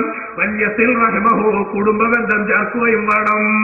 എന്നാൽ റസൂൽ സല്ലല്ലാഹു അലൈഹി വസല്ലം തങ്ങൾ നമ്മളോട് പഠിപ്പിക്കാൻ, കുടുംബ ബന്ധം ചേർക്കുന്ന ആളാണെങ്കിൽ ആ ആൾക്ക് ഭക്ഷണത്തിൽ വിശാലത ഉണ്ടാകും, ആ ആൾക്ക് ദീർഘായുസ് ഉണ്ടാകും, ആ ആൾ മരിക്കുമ്പോ ഈമാനോടുകൂടെ മരിക്കാനുള്ള അവസരം ഉണ്ടാകും. കാരണം എന്താ? കുടുംബ ബന്ധം മുറിക്കുന്ന ഒരാളെ സംബന്ധിച്ചിടത്തോളം ബഹുമാനപ്പെട്ട നബി സല്ലല്ലാഹു നിങ്ങൾ പറഞ്ഞിട്ടില്ല, യദ്ഖുലുൽ ജന്ന ഖാതിഉർ റഹിമിൻ. കുടുംബ ബന്ധം മുറിക്കുന്നയാൾ സ്വർഗത്ത് കിടക്കുന്ന പ്രശ്നമല്ല. ജ്യേഷ്ഠനോട് തെറ്റാണ് കുറെ കാലമായി മിണ്ടാത്തെ, അല്ലെങ്കിൽ അനുജനോട് മിണ്ടാത്തില്ല, പെങ്ങന്മാരോട് മിണ്ടലില്ല, മുത്താപ്പാനോടും എളാപ്പാനോടും എന്നോ തെറ്റിയതാണ്. സംഗതി എന്താ? ചില്ലറ എന്തോ ഒരു പ്രശ്നം അല്ലേ? ആ പ്രശ്നം പറഞ്ഞ് ഞാനിനി അവന്റെ കാല് പിടിക്കാൻ പോകില്ല എന്ന് പറഞ്ഞിട്ടാണ് പലരും എന്താ അവിടെ ആ രൂപത്തിൽ തെറ്റി നടക്കുന്നത്. അതിന്റെ പ്രശ്നത്തേക്കും ചിലപ്പോ ചെറിയ ഒരു തെങ്ങിന്റെ ഓല മൂത്താപ്പാന്റെ ആട് കടിച്ചതേക്കും ചിലപ്പോ വിഷയം. സമാന സംഭവം ഇവിടെ ഉണ്ടെങ്കിൽ ഞാൻ ഈ നാട്ടുകാരല്ല കേട്ടോ. ഞാൻ ഒരു സംഗതി നാട്ടിലുണ്ടാകാൻ സാധ്യതയുള്ള ഒരു വിഷയം പറഞ്ഞതേ ഉള്ളൂ. മൂത്താപ്പാന്റെ ആട് ഇവന്റെ തെങ്ങിന്റെ ഓല കടിച്ചതേക്കും വിഷയം. ആ വിഷയം പറഞ്ഞ് മുഷിഞ്ഞു രണ്ടാളും. പിന്നെ ഇന്നുവരെ മുണ്ടിയിട്ടില്ല. മൂത്താപ്പാനെ കാണുമ്പോ ഇവൻ അങ്ങോട്ട് തിരിഞ്ഞു പോകുന്നു, അവൻ ഇങ്ങോട്ട്, മൂത്താപ്പ അങ്ങോട്ടും തിരിഞ്ഞു പോകുന്നു. രണ്ടാളും അങ്ങോട്ടും മുണ്ടാട്ടല്ല. അണ്ടിയ മൂത്തത് മാങ്ങ മൂത്തത് എന്നുള്ള നിലക്ക് മാങ്ങ എന്നോട് ഇങ്ങോട്ട് മുണ്ടിക്കോട്ടെ, ഞാൻ തെറ്റൊന്നും ചെയ്തിട്ടില്ല. രണ്ടാളും അങ്ങനെ. തെറ്റിയിട്ടൊന്നും സംഭവിക്കാൻ പലപ്പോഴും കഴിയില്ല അല്ലേ? എന്നാ തെറ്റ് ചെയ്തെന്ന് സമ്മതിക്കാൻ കഴിഞ്ഞാലും കഴിഞ്ഞില്ലെങ്കിലും ഞാൻ മരിക്കുന്നതിന് മുമ്പ് അങ്ങോട്ട് മിണ്ടിയില്ലെങ്കിൽ പഠിച്ചവനെ ഞാനെങ്ങാനും അതിന് മുമ്പ് മരിച്ചുപോയാൽ മൂത്താപ്പാക്ക് പിന്നെയും വകുപ്പുണ്ടാകും. എന്ത് സംഗതി മിണ്ടണമെന്ന് വിചാരിച്ചതേന്ന് റബ്ബേ അതിന്റെ മുമ്പ് മരിച്ചു എനിക്ക് പുറത്തു കൊടുക്കണേ അല്ലേ? അങ്ങനെ ദ്വാരന്നാ ചിലപ്പോ മൂത്താപ്പ കഴിച്ചിട്ട് വരും. ആ സമയത്ത് നേരത്തെ പോയോണ്ട് മരിച്ചതിന്റെ കാര്യം എന്താവും? മൂത്താപ്പാക്ക് സമാധാനം. ആ മൂത്താപ്പ കൊണ്ടുണ്ടാകും ആവില്ല. ആദ്യം പിന്നെ മകനാ മരിക്കണമെങ്കിലോ മകനാ മരിക്കണമെങ്കിൽ എന്ത് ചെയ്യും? അതുകൊണ്ട് രണ്ടാളും ആലോചിക്കേണ്ടത് പഠിച്ചവനെ കുടുംബം മുറിച്ച ആളുകള് സ്വർഗത്ത് കടക്കൂല എന്ന് റസൂലുള്ള പഠിപ്പിച്ചിട്ടുണ്ട്. ഞാൻ എന്റെ കുടുംബത്തിൽ ആരോടും ഉണ്ടാട്ടമില്ലാത്ത ഒരാളായി മാറാൻ പാടില്ല. അപ്പൊ സ്വാഭാവികമായിട്ടൊരു ചിന്ത ഉണ്ടാവും. എന്താണത്? നമ്മൾ അങ്ങോട്ട് വേണ്ടിയിട്ടും കുടുംബക്കാരെങ്ങോട്ട് കൊണ്ടുവരില്ല. റസൂലുള്ളാഹി സ്വല്ലല്ലാഹു അലൈഹി നിങ്ങൾ പറയുന്നു, നീ ആത്മാർത്ഥമായി അങ്ങോട്ട് സംസാരിച്ചു, പക്ഷെ അവൻ ഇങ്ങോട്ട് മിണ്ടാൻ തയ്യാറല്ലെങ്കിൽ ഇനി നീ കുറ്റക്കാരനല്ല, റബ്ബിന്റെ മുമ്പിൽ നീ രക്ഷപ്പെടും. അതുകൊണ്ട് മിണ്ടാതെ നടക്കുന്നവർ, തലക്കനവുമായി നടക്കുന്നവർ, ചില്ലറ പ്രശ്നങ്ങളുടെ പേരിൽ കുടുംബത്തിൽ പ്രശ്നങ്ങൾ ഉണ്ടാക്കുന്നവർ, അതേപോലെ ഇന്നലെ നമ്മൾ സൂചിപ്പിച്ചതുപോലെ ഈ ഭൗതിക ലോകത്തിന്റെ നക്കാപ്പിച്ചക്ക് വേണ്ടി അതാ പ്രിയമുള്ള സഹോദരന്മാരെ കുടുംബ ബന്ധങ്ങൾ തമ്മിൽ തെറ്റിക്കുന്നവർ, അവരൊക്കെയും ആലോചിക്കേണ്ടതുണ്ട്. ഇപ്പൊ നമുക്കറിയാമല്ലോ, കുടുംബത്തിൽ ചിലപ്പോ ഈ ഉമ്മയും ബാപ്പയും എന്ന് പറയുന്നത് ഒരു എടുക്കപ്പെടാത്ത നാണയമായി മാറിക്കൊണ്ടിരിക്കുകയാണ് പലപ്പോഴും. എന്റെ പ്രിയപ്പെട്ട രക്ഷിതാക്കളെ, ഉള്ളത് മുഴുവനും ജീവിച്ചിരിക്കുന്ന സമയത്ത് ഏതെങ്കിലും ആളുകളിലേക്ക് അങ്ങ് കൊടുത്തുപോയാൽ പിന്നെ കിട്ടുന്നത് വരെ വാപ്പ നിങ്ങളല്ലാതെ ആരായിരിക്കും ചോദിക്കണ മക്കള് സ്വത്ത് കിട്ടിക്കഴിഞ്ഞാൽ പിന്നെ തിരിഞ്ഞു നോക്കൂല. അല്ലാഹു തആല നമ്മയൊക്കെ കാത്തുരക്ഷിക്കുമാറാവട്ടെ. അതുകൊണ്ട് അത്തരം ധൃതി വേണ്ട ഈ വിഷയത്തില്. ഞാനിപ്പോ കഴിഞ്ഞ ആഴ്ച ഞങ്ങള് പിന്നെ മണ്ണാർക്കാട് ഒരു പരിപാടിക്ക് വേണ്ടി പോകുമ്പോ എന്റെ ബഹുമാനപ്പെട്ട ഒരു ഉസ്താദ് ഒക്കെ ആയിട്ടുള്ള ഒരു ഉസ്താദ് പറഞ്ഞു, ഞാൻ ഇപ്പൊ പെരിന്തൽമണ്ണ മൗലാനിയിൽ വരികയാണ്, നിങ്ങൾക്കൊരു സംഗതി കേൾക്കണം വെച്ചതിനോട്. എന്താന്ന് വെച്ചു, ഒന്നാൽ എന്റെ തൊട്ട വീട്ടിലുള്ള ഒരാളെ ആശുപത്രിയിൽ എന്റെ അത്യാവശ്യത്തിന്റെ നിലയിലാണ്. അപ്പൊ അവിടെ തന്നെ ഒരു തങ്ങൾ അല്ലാഹു തആല അദ്ദേഹത്തിന്റെ ആത്മ സന്തോഷമായി കൊടുക്കുമാറാവട്ടെ, അവരെ നമ്മി അല്ലാഹു സ്വർഗത്തിൽ ഒരുമിച്ച് ചുട്ടുമാറാവട്ടെ. ആ തങ്ങൾ മരിച്ചിട്ട് കൂടിയിട്ട് ഞങ്ങളൊരു സ്ഥലത്തേക്ക് പരിപാടിക്ക് പോവുകയാണ്. അപ്പോഴാ പറഞ്ഞത്, തങ്ങൾ ഇന്നലെ ഞാൻ കാണാൻ വേണ്ടി ചെന്നപ്പോ ആ തൊട്ടടുത്ത് കിടക്കേണ്ടത് എന്റെ വേറെ അയലോകക്കാരൻ, അയാൾ വയസ്സായ ഒരു അവസ്ഥയിലുള്ള ആളാ. അയാൾക്ക് 2 പെൺമക്കളും ഉണ്ട്, 2 ആമക്കളും ഉണ്ട്. പെൺമക്കളോട് ഞങ്ങൾക്ക് എന്തോ ഒരു ചെറിയ ദേഷ്യം തോന്നി. ഉള്ള സമ്പത്ത് ഇയാളാണെങ്കിലോ ഇടങ്ങേറിന് 2ാമതൊരു കല്യാണം കഴിച്ചു. ഇതൊരു സംഗതി പറഞ്ഞ ഇടങ്ങേറിന് 2ാമതൊരു കല്യാണം കഴിച്ചു. 2 കല്യാണം കഴിച്ചതോടുകൂടി 1ാമത്തെ പെണ്ണുങ്ങൾ തെറ്റി. പക്ഷെ മക്കൾ അതിലല്ലേ ഉള്ളത്. അതുകൊണ്ടാണ് ഈ പഞ്ചായത്ത് മെമ്പർമാരെ ഉപയോഗപ്പെടുത്തിയിട്ട് എന്ത് ചെയ്യാണ്, ഇവർ ശരിക്കും ഇയാളെ ഒറ്റപ്പെടുത്താനുള്ള ശ്രമങ്ങൾ നടത്തി. അങ്ങനെ ഇയാൾ എന്ത് ചെയ്തു, ഇയാളെ സ്വത്തിന്റെ നല്ലൊരു വിഹിതം 2 ആൺമക്കളുടെ പേരിലാണ് എഴുതി കൊടുത്തു. 2 ആൺകുട്ടികളുടെ പേരിലാണ് എഴുതി കൊടുത്തു. അത് എഴുതി കൊടുത്തപ്പോ എന്തായി, പെൺകുട്ടികൾ പിന്നെ വാപ്പാനോട് തെറ്റി. സ്വാഭാവികല്ലേ, തെറ്റില്ലേ? പെൺകുട്ടികൾ പിന്നെ വാപ്പാനായിട്ട് ഒരു ബന്ധം ഉണ്ടായി. എന്നാലോ കിട്ടണ വരെ വാപ്പ നിങ്ങളല്ലേ എന്റെ വാപ്പാന്ന് വെച്ച് പിന്നാലെ നടന്ന മക്കള് സ്വത്തോന്റെ പേരിലായി നോക്കുമ്പോ പിന്നെ ഇയാളെ തിരിഞ്ഞോക്കണില്ല. തിരിഞ്ഞോക്കാതെ വന്നപ്പോ ഇയാൾ എന്ത് ചെയ്തു? ചെലവിന് കിട്ടാൻ വേണ്ടിയിട്ട് മൊത്തം പേര് എഴുതി കൊടുത്താണ്. ചെലവിന് കിട്ടാൻ വേണ്ടിയിട്ട് ഈ 2 ആൺമക്കളെ പേരിൽ കേസ് കൊടുത്തു. കേസ് കൊടുത്തപ്പോ ആരും തെറ്റി? ഈ 2 ആൺമക്കളും തെറ്റി. എന്താണെന്ന് വെച്ചാൽ നിങ്ങൾ ഞങ്ങളെ കോടതി എത്തിയില്ലായിരുന്നു, ഇപ്പൊ കുറ്റം ഞാക്കായി. ഇവര് നോക്കാത്തൊരു കുറ്റല്ല, ഞങ്ങളെ കോടതി എത്തിയില്ലായിരുന്നു, ഇവരും തെറ്റി. ആ തെറ്റിയിട്ട് നോക്കുമ്പോ പിന്നെ ഇയാൾക്ക് സുഖല്ലാണ്ടായി, പറ്റ അവശനായി. ആ അവശനായ സമയത്ത് പഴയ പെണ്ണുങ്ങളും കുട്ടികളും ഒരു കമ്പനിയായി. പിന്നെ നോക്കാനുള്ളത് പുതിയ പെണ്ണുങ്ങളാണ്. അതാണെങ്കിലോ ഒരു ഗതി കഴിഞ്ഞില്ല. അതേ സമയത്ത് അത് നോക്കാൻ റെഡിയാണ്, അതിന് പരിസരത്തേക്ക് വരാനും സമ്മതിക്കൂല. അയാൾ ആകെ ദുനിയാവിലല്ല ആഖിറത്തിലും അല്ലാത്ത വിധത്തിൽ ഇങ്ങനെ വിഷമിച്ച് ആശുപത്രിയിൽ കിടക്കുന്ന ഒരു ദയനീയമായ കാഴ്ച ചൂണ്ടിക്കാണിച്ചുകൊണ്ട് എന്റെ ഉസ്താദ് പറഞ്ഞു, ഈ ഭൂമിയിൽ ജീവിച്ചിരിക്കുന്ന സമയത്ത് ധൃതി കൂടിയിട്ട് ആരും എന്ത് ചെയ്യണ്ട, ഇങ്ങനെ ആരും ധൃതി കൂടിയിട്ട് തൊട്ടിപ്പത്തിൽ എഴുതി കൊടുക്കാൻ നിൽക്കണ്ട.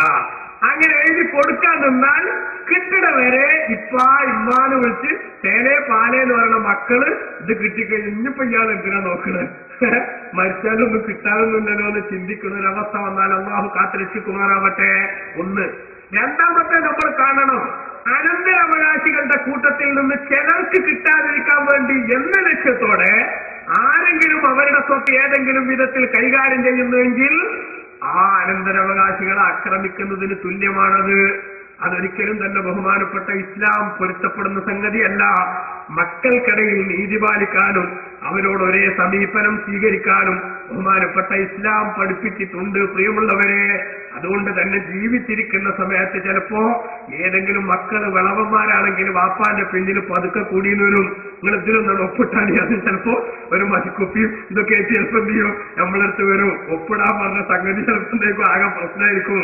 അതുകൊണ്ട് ആര് വന്നാലും ഒപ്പിടാൻ നിൽക്കണ്ട, എല്ലാ വരലും എന്ത് ചെയ്യുക, ഒരു കാർക്കിട്ട് വെക്കുക. എല്ലാ വരലും കാർക്കിട്ട് വെക്കുക.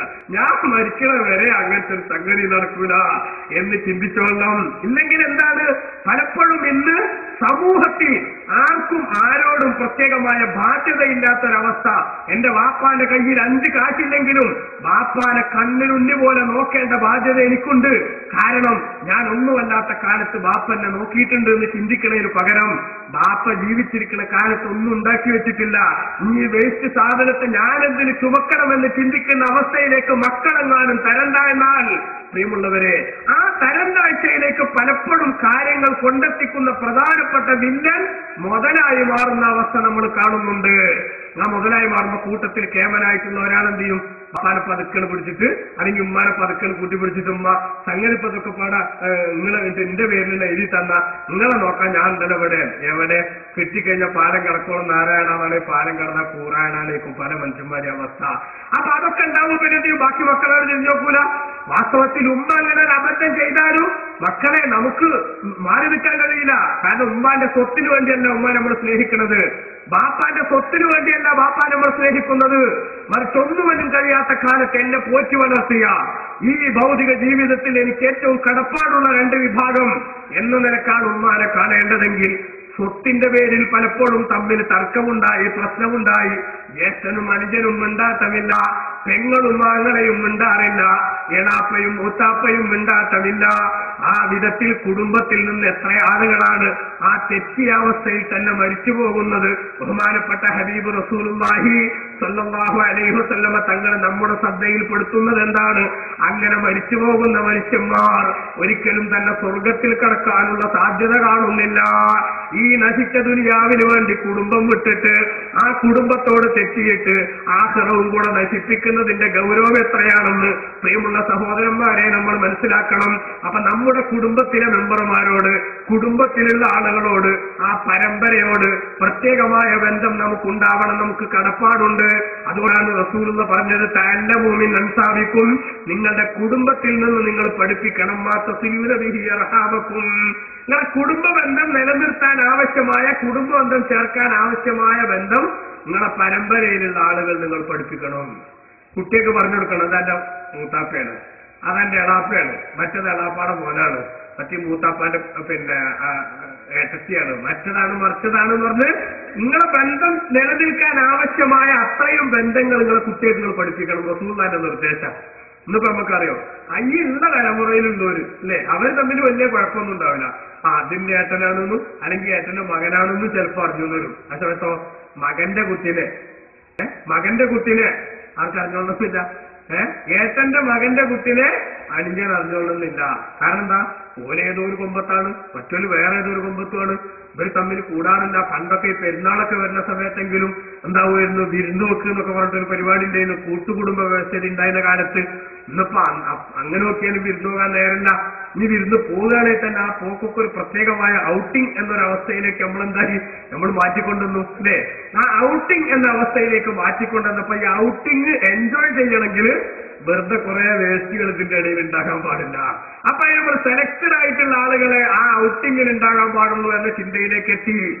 ആ ചിന്തയിലേക്ക് എത്തിയപ്പോ ശരിക്കും സമൂഹത്തിൽ വമ്പിച്ച അകൽച്ച കുടുംബങ്ങൾ തമ്മിലുണ്ടായി. പക്ഷേ റസൂലുള്ള പഠിപ്പിക്കുന്നു, ഓ പ്രിയമുള്ളവരെ, നിങ്ങളുടെ കുടുംബ ബന്ധം ചേർക്കാൻ പറ്റുന്ന അത്രയും ബന്ധങ്ങൾ നിങ്ങളുടെ പരമ്പരയിൽ നിന്ന് നിങ്ങൾ ബാക്കിയുള്ളവർക്ക് പിന്തുണമാക്കി പഠിപ്പിച്ചു കൊടുക്കണം. പണ്ടുള്ള ആളുകളുടെ ബന്ധത്തിന്റെ അവസ്ഥ എത്ര ആഴമുള്ളതാണ് അല്ലേ. എന്നതോ ഒരു അകന്ന ബന്ധുവായിരിക്കും. ആ അകന്ന ബന്ധുവാണെങ്കിലും ശരി, അകന്ന ബന്ധുവിനെ കാണാൻ, ആ അകന്ന ബന്ധുവുമായി ബന്ധം പുലർത്താൻ എന്തൊരു താല്പര്യമാണ്. അപ്പൊ അടുത്ത ബന്ധുവിന്റെ അടുത്തേക്ക് വരെ പോകാൻ നമുക്ക് നേരമില്ല, എല്ലാവർക്കും തിരക്കാണ്. അപ്പൊ അതുകൊണ്ട് തന്നെ നമ്മൾ ചിന്തിക്കണം, ബഹുമാനപ്പെട്ട റസൂലുള്ളാഹി നമ്മുടെ കുടുംബത്തിലുള്ള ബാപ്പ ഉമ്മാന്റെ ഒക്കെ പുറമെ പെങ്ങള് ആങ്ങള അവരുടെ കുടുംബങ്ങൾ, കുട്ടികൾ, വാപ്പാന്റെ സഹോദരൻ ഉമ്മാന്റെ സഹോദരൻ, അതേപോലെ വാപ്പാന്റെ സഹോദരി ഉമ്മാന്റെ സഹോദരി, ഇങ്ങനെ തുടങ്ങിയിട്ടുള്ള പരമ്പരകളോടൊക്കെ നമുക്ക് പ്രത്യേകമായ ബന്ധം കാത്തു സൂക്ഷിക്കാൻ സാധിക്കണം. നിങ്ങൾ കണ്ടില്ലേ, ബഹുമാനപ്പെട്ട അബൂദർ റളിയല്ലാഹു അൻഹുവിനെ അല്ലാഹുവിന്റെ റസൂൽ സ്വല്ലല്ലാഹു അലൈഹി വസല്ലം തങ്ങൾ പലപ്പോഴും പല ഉപദേശങ്ങളിലൂടെയും തന്റെ റിപ്പോർട്ടുകളിൽ നമുക്ക് കാണാൻ സാധിക്കും. അതിനർത്ഥം മൂപ്പർക്ക് മാത്രം ഉപദേശം കൊടുത്തു എന്നല്ല, പലർക്കും കൊടുത്ത കൂട്ടത്തിൽ ഏറ്റവും കൂടുതൽ അല്ലാഹുവിന്റെ റസൂൽ എനിക്ക് ഉപദേശം തന്നു എന്ന് റിപ്പോർട്ട് ചെയ്ത സഹാബികളിൽ ഒരാളാണ് അബൂദർ റളിയല്ലാഹു അൻഹു. ആ അബൂദർ റളിയല്ലാഹു അൻഹു പറയാണ്, ഔസാനി ഖലീലി ബിഖിസാലിൻ മിനൽ ഖൈർ, എന്റെ ചങ്ങാതിയായ റസൂലുള്ള ഒരുപാട് നല്ല കാര്യങ്ങൾ എന്നോട് ഉപദേശിച്ചു. ആ ഉപദേശിച്ച കൂട്ടത്തിൽ ഏറ്റവും പ്രധാനപ്പെട്ട ചില സംഗതികൾ, ഔസാനി അല്ല അൽമുറ ഇലാ മൻ ഹുവ ഫൗഖി വഅന്ന അൽമുറ ഇലാ മൻ ഹുവ ദൂനി, ഞാൻ ദുനിയാവിന്റെ വിഷയത്തിൽ എന്റെ മേലുള്ളവരിലേക്ക് നോക്കാൻ പാടില്ലാന്നും എന്നെക്കാൾ താഴെയുള്ളവരിലേക്ക് നോക്കണമെന്നും എന്റെ ഖലീലായ റസൂലുള്ള എന്നോട് കൽപ്പിച്ചു. നോക്കുന്നത്, മനുഷ്യന്മാര് കിടമത്സരം നടത്തുകയാണ് ഇപ്പോ ലോകത്ത്. പണമുണ്ടാക്കാൻ വേണ്ടി അധ്വാനിക്കുന്നിടത്ത് മനുഷ്യന്മാര് താല്പര്യത്തിന്റെ ഉത്തുംഗ ശ്രേണിയിലേക്ക് കയറിപ്പോകുന്നതിന്റെ പ്രധാനപ്പെട്ട കാരണം എന്താ? അയൽവാസിയോട് തോളൊപ്പിച്ച് നിൽക്കാൻ മാത്രമുള്ളത് എന്റെ കയ്യിൽ വേണം, എനിക്ക് കുറയാൻ പാടില്ല. കാരണം ഓ 3 നിലയുള്ള വീടുണ്ടാക്കിയിട്ടുണ്ട്, ഞാനെങ്ങനെ കുറയാ, എനിക്കും വേണം 3 നില. ഇപ്പൊ 2 നില ആവശ്യത്തിനുള്ള ഉണ്ട്, എന്നാലും ശരി ഓന്റെ അത്ര വലുപ്പം എന്റെ പേരുണ്ടായിട്ടില്ലെങ്കിൽ ഓന്റെ പെണ്ണുങ്ങൾ നിലനിൽക്കൂല അല്ലേ. ഇങ്ങനെ പറഞ്ഞിട്ടാണ് ചിലര് വീടുണ്ടാക്കണേ. ചിലപ്പോ ആകെ ഒരു കുട്ടിയും ഒരു കെട്ടിയോളും ഇവനുണ്ടാവുള്ളൂ. ഇവർക്ക് താമസിക്കാൻ സുഖമായിട്ടുള്ള വീട് ഇപ്പൊ തന്നെ ഇഷ്ടം പോലെ. എന്നാലും വെറുതെ കയറ്റിയിടാ മാളിക. ഇങ്ങനെ കയറ്റിടുന്നത് അപ്പുറത്തൊക്കെ ഇങ്ങനെ വലിയ വലിയ മാളികൾ ഉണ്ടാവുമ്പോ എന്റേതായിട്ട് കുറയാൻ പാടില്ല അല്ലേ. വാസ്തവത്തിൽ ഹബീബ് റസൂൽ എന്ന് പഠിപ്പിക്കണം എന്താ, നമ്മളെ അബൂദർ റളിയല്ലാഹു പറയാണ്, ഔസാനി ഖലീലി, എന്റെ ചങ്ങാതിയായ റസൂൽ എന്നോട് കൽപ്പിച്ചു എന്ത്, അൻമുറ ഇലാ മൻ ഹുവ ദൂനി, എന്നെക്കാൾ താഴെയുള്ളവരിലേക്ക് ഞാൻ നോക്കണമെന്നും വഅല്ല അൻമുറ ഇലാ മൻ ഹുവ ഫൗഖി, എന്നെക്കാൾ മേലുള്ളവരിലേക്ക് നോക്കരുതെന്നും എന്നോട് റസൂൽ കൽപ്പിച്ചു. എന്നെക്കാളും താഴെയുള്ളവരിലേക്ക് നോക്കണം. അപ്പൊ ഒരു ഓടിട്ട പേരുള്ള ഒരു സഹോദരനാണെങ്കിൽ അയാൾ നോക്കേണ്ടത് ആരെയാ? പഠിച്ചോനെ, എന്റെ അപ്പുറത്തെ പേരെ വാർപ്പാക്കിയിട്ട് 2 കൊല്ലമായി, ഇനിയിപ്പോ നിങ്ങനെ കൊണ്ടുപോയാൻ പറ്റൂല, ഒരു സമാധാനമില്ല, ഇനിയിപ്പോ നിങ്ങനെ കൊണ്ടുപോയാൻ പറ്റൂല. അല്ല, ഓ നോക്കേണ്ടത് എന്താ? എനിക്ക് ഓടിട്ട പേരുണ്ടല്ലോ, വെറും പുല്ലുകൊണ്ട് മേലെ ഇപ്പോഴും മഴ പെയ്താൽ ചോർന്നൊലിക്കുന്ന എത്ര വീടുള്ള സാധുക്കളുണ്ട് ഈ ദുനിയാവിൽ. അവരും അള്ളാന്റെ അടിമകളല്ലേ. ആ അള്ളാന്റെ അടിമകളായ അവരെക്കാളും ഒന്നാമത്താൽ എനിക്ക് സൗകര്യം തന്നില്ലേ, അൽഹംദുലില്ലാഹ്. മനസ്സ് തുറന്ന് റബ്ബിന് നന്ദി പറയാൻ ബാധ്യതയുള്ളവനാണ് ദുനിയാവിന്റെ വിഷയത്തിൽ മനുഷ്യൻ. പലപ്പോഴും പ്രിയമുള്ളവരെ, നമുക്ക് സ്വസ്ഥത ഉണ്ടാകാൻ ഏറ്റവും പറ്റിയൊരു ചികിത്സയാണ് റസൂലുള്ള പറയുന്നത്. അതാ നമുക്ക് ചിലപ്പോൾ രോഗങ്ങൾ അല്ലാഹു തആല തന്ന് പരീക്ഷിക്കും. റബ്ബ് നമുക്കൊക്കെ ശമനം നൽകുമാറാവട്ടെ. ഒരു രോഗം തന്ന അല്ലാഹു നമ്മളെ പരീക്ഷിച്ചാൽ ആ സമയത്ത് നമ്മൾ ചിന്തിക്കേണ്ടത് എന്താണ്? പഠിച്ചോനെ, എനിക്ക് ഇത്രന്റെ നീ രോഗം തന്നുള്ളൂ. അതേ സമയത്ത് ഞാൻ ആശുപത്രിയിൽ ഡോക്ടറെ കാണാൻ വേണ്ടി പോയപ്പോ എന്നെക്കാളും കൂടുതൽ രോഗമുള്ള എത്ര രോഗികളെയാണ് ഞാൻ കണ്ടത്. അവർക്ക് കൊടുത്ത അതേപോലെ രോഗം എനിക്ക് തരാൻ നിനക്ക് കഴിയും, അല്ലെങ്കിൽ എന്റെ ഭാര്യയ്ക്ക് കൊടുക്കാൻ നിനക്ക് കഴിയും. എന്നിട്ടും ഇത്രയല്ലേ രോഗം തന്നുള്ളൂ എന്ന് ചിന്തിച്ചാൽ എത്ര വലിയ രോഗമുള്ള ആൾക്കും സമാധാനമാണ്, അവന് സന്തോഷമാണ്. റബ്ബേ, എനിക്ക് ഇത്രയല്ലേ ഉള്ളൂ, ഇതിനേക്കാൾ കൂടുതൽ നീ എന്നെ പരീക്ഷിച്ചാൽ തടുക്കാൻ എന്നെ കൊണ്ട് കഴിയില്ലല്ലോ. ഈ ഒരു ചിന്തയുടെ അഭാവമാണ് പലപ്പോഴും. ഒരു രോഗം വരുമ്പോഴേക്ക് അത് 10 വർഷം മരുന്ന് കുടിച്ച് സുഖമാകുന്നില്ല, ഇനി ആത്മഹത്യയല്ലാതെ രക്ഷയില്ലെന്ന് പലരും ചിന്തിക്കുന്ന ഒരു കാലഘട്ടം നമ്മുടെ മലപ്പുറം ജില്ലയിൽ പോലും ആത്മഹത്യ ചെയ്യുന്നവരുടെ എണ്ണം കൂടിക്കൊണ്ടിരിക്കുകയാണ്. എന്റെ പ്രിയപ്പെട്ട സഹോദരങ്ങളെ, ഭർത്താവും ഭാര്യയും തമ്മിലൊന്ന് പിണങ്ങി, ആ പിണങ്ങിയപ്പോ പിണക്കം താങ്ങാനാവാതെ അതാ ഭാര്യ ആത്മഹത്യ ചെയ്യാൻ ശ്രമിക്കുന്നു, അല്ലെങ്കിൽ ഭാര്യയെ വെട്ടിക്കൊന്നിട്ട് ഭർത്താവ് ആത്മഹത്യക്കൊരുങ്ങുന്നു. ഇങ്ങനത്തെ വാർത്തകളൊക്കെ കേൾക്കാൻ കാരണം എന്താണ്? ഭൂമിയിൽ ഉണ്ടാകുന്ന ചെറിയ ചെറിയ തിരിച്ചടികൾ. ഇത് തന്നെയാണ് ലോകത്തെ ഏറ്റവും വലിയ മഹാസംഭവം എന്ന് നമ്മൾ മനസ്സിലാക്കി. വാസ്തവത്തിൽ ഇവിടെ എത്ര വലിയ ട്രാജഡി നമുക്കുണ്ടായാലും, എത്ര വലിയ രോഗം നമുക്കുണ്ടായാലും, എത്ര വലിയ തിരിച്ചടികൾ നമുക്കുണ്ടായാലും അതിനേക്കാളൊക്കെ തിരിച്ചടി കിട്ടിയ എത്രയോ ആളുകൾ ഈ ഭൂമിയിൽ തന്നെ ഉണ്ടാകും. അവനിലേക്കൊന്ന് നോക്കിയാൽ മതി, നമ്മളെ തിരിച്ചടി വളരെ ചെറുതാണ്. ചിലപ്പോ നമുക്ക് ഒരാളൊന്ന് ആശുപത്രിയിൽ പോകുമ്പോൾ അടുത്ത ആൾ ആശുപത്രി കൊണ്ടുപോകും. നമുക്ക് ചിലപ്പോൾ അങ്ങനെ അല്ലാഹു തആല ദുനിയാവിൽ റബ്ബ് അങ്ങനെയൊക്കെ തരുന്നത് നമ്മൾ ക്ഷമിക്കുകയാണെങ്കിൽ അത് ആഖിറത്തിൽ ഗുണം കിട്ടും. അല്ലാഹു അങ്ങനെ ആക്കി തരുമാറാവട്ടെ. കാരണം ഒരു മുഅ്മിനായ മനുഷ്യന് റസൂൽ പഠിപ്പിക്കുന്ന ഒരു ഹദീസിൽ ഒന്നുകിൽ ഇന്നത്ത്, അല്ലെങ്കിൽ ദിന്നത്ത്, അല്ലെങ്കിൽ കിന്നത്ത്, ഈ മൂന്നിന് ഏതെങ്കിലും ഒന്നിങ്ങനെ എപ്പോഴും ഉണ്ടായിക്കൊണ്ട് കിടന്ന, ഒന്നുകിൽ ഇന്നത്തെ രോഗമാണെങ്കിൽ ആ രോഗം ഇങ്ങനെ വന്നു നിൽക്കുന്ന സമയത്ത് എന്തായാലും ശരി പല്ലുവേദനിച്ചിട്ട് നിവൃത്തിയില്ലെങ്കിൽ അപ്പ പഠിച്ചോനേന്ന് വെച്ചിട്ട് ആ വിളിയുണ്ടല്ലോ, അത് ശരിക്കും ഇഖ്ലാസിന്റെ വിളിയേക്കും അല്ലേ? പല്ലുവേദനിച്ചിട്ട് നിൽക്കാൻ വയ്യ, അല്ലെങ്കിൽ തലവേദനിച്ചിട്ട് നിൽക്കാൻ വയ്യ, ആ സമയത്ത് അമ്മാത് കയ്യും തലയിൽ വെച്ചിട്ട് വിളിക്കണ വിളിയുണ്ടല്ലോ, അത് ശരിക്കും പത്തരം മാറ്റി പവറുള്ള വിളിയാ അല്ലേ? അതേ സമയത്ത് ആ പല്ലുവേദന മാറിയാലോ, ഇനി അല്ലാന്ന് പറഞ്ഞാൽ തന്നെ അതിനൊരു ഉഷാറില്ല അല്ലേ? അങ്ങനെയാണ്. അപ്പൊ ഇന്നത്തെ രോഗം അല്ലാഹു തആല തരുമ്പോ മനസ്സ് നിറഞ്ഞ് സന്തോഷിക്കാൻ വകുപ്പില്ലാതാകുമ്പോ റബ്ബിലേക്കുള്ള ചിന്ത നമുക്ക് കൂടും. ഇനി ചിലപ്പോൾ നമുക്ക് രോഗമില്ല, അതേ സമയത്ത് ഓന്റെ വിഷയങ്ങൾക്ക് ഒന്നും സംഗതി തികയുന്നില്ല, ഒന്ന് ഭയങ്കര പൈസ ആവശ്യം വന്നിട്ടുണ്ട്, ഓന്റെ സംഗതിക്കൊന്നും തികയുന്നില്ല. അപ്പൊ ഇന്നിപ്പോ ആരോടെങ്കിലും ചോദിക്കണ്ടേ, കടായിട്ടാണെങ്കിലും ഒരാളോട് ചോദിച്ചിട്ടുണ്ട് വിഷയം നടത്തണ്ടേ എന്നൊരു നിന്ദയുടെ അവസ്ഥ ഒരു പക്ഷേ അള്ളാഹുവിന് കൊടുക്കും, അതിന് കുഴപ്പമൊന്നുമില്ല. പക്ഷെ അരി വെച്ചിട്ട് എന്ത് ചെയ്യാൻ പാടില്ല എന്നുള്ളൂ. ഇന്നലെ നമ്മൾ സൂചിപ്പിച്ചതുപോലെ യാചനയിലേക്ക് നീങ്ങരുത്, മര്യാദക്ക് കടം വാങ്ങണം. പക്ഷെ ആ കടം വാങ്ങുന്ന സമയത്ത് നമ്മുടെ ഉദ്ദേശം എന്തായിരിക്കണം? ശരിക്കും പറച്ചോനെ ഞാൻ നിവൃത്തിയില്ലാത്തതുകൊണ്ട് കടം വാങ്ങണം, ഞാൻ തിരിച്ചു കൊടുക്കും ആത്മാർത്ഥമായിട്ട്. അങ്ങനെ വിചാരിച്ച് കടം വാങ്ങിയാൽ വീട്ടാനുള്ള വഴി റബ്ബ് തരുന്നതാണ്. അത് വാങ്ങുമ്പോ തന്നെ അവന്റെ ഉദ്ദേശം എന്താ? ആ പൈസ കൊണ്ട ഇന്നെ കാണണമെങ്കിൽ ഇന്റെ പിന്നാലെ നടക്കേണ്ടി വരും. ഇவ்விധത്തിലല്ലേ പല ആൾക്കാരെ അവസ്ഥ. അതുകൊണ്ട് തന്നെ എന്താ, ഇപ്പോ കടം കൊടുക്കുന്ന മനുഷ്യന്മാരെ എണ്ണം കുറഞ്ഞു. കടം കൊടുത്ത് സഹായിക്കാൻ വലിയ പുണ്യാണ്, പക്ഷെ കൊടുക്കുന്നില്ല മനുഷ്യന്മാർ. എന്താ കാരണം? കൊടുത്തിട്ട് ഓരോട്ടുള്ള ഫ്രണ്ട്ഷിപ്പ് വെറുതെ കടം കൊടുത്തിട്ട് നശിപ്പിക്കണം, എന്റെ കാറ്റും പോയി സൗഹൃദവും പോയി എന്നൊരവസ്ഥ എന്തിനാ ഉണ്ടാക്കണേന്ന് ചിന്തിക്കണ്ടേ ഇന്ന് സമൂഹം? അതിൽ നോക്കിയിട്ടില്ലേ? അപ്പൊ കടം വാങ്ങുന്ന സമയത്ത് വാങ്ങണമെന്റെ മനസ്സിലുണ്ടാകണം ആത്മാർത്ഥമായിട്ട്, റബ്ബേ കടത്തോടുകൂടെ മരിച്ചാൽ രക്തസാക്ഷിക്ക് പോലും നിൽക്കണ്ടില്ല എന്ന് റസൂൽ പഠിപ്പിച്ചിട്ടുണ്ട്. അതുകൊണ്ട് ഇത് വീട്ടാൻ തന്നെയാണ് ആത്മാർത്ഥമായിട്ട് ഞാൻ വിചാരിച്ചെന്നെ വാങ്ങണമെന്ന് നീയത്തോടെ വാങ്ങണം.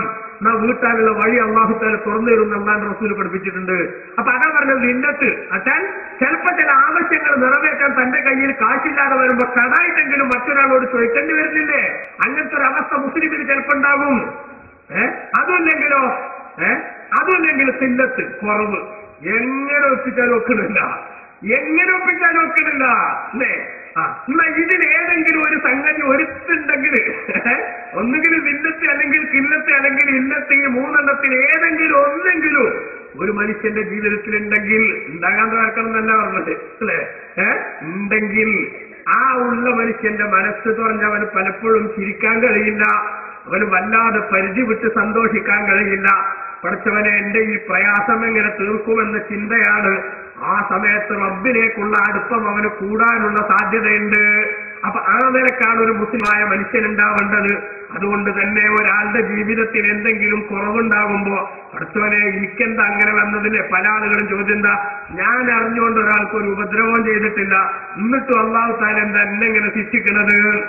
രണ്ടോട്ടം ഡോക്ടേഴ്സ് പോയാൽ മതി. മൂന്നാമത്തെ വട്ടം നമ്മുടെ സഹോദരിമാരാണ് അതിന് പലപ്പോഴും മുന്നിലുണ്ടാവുക ആ വർത്താനത്തിന്.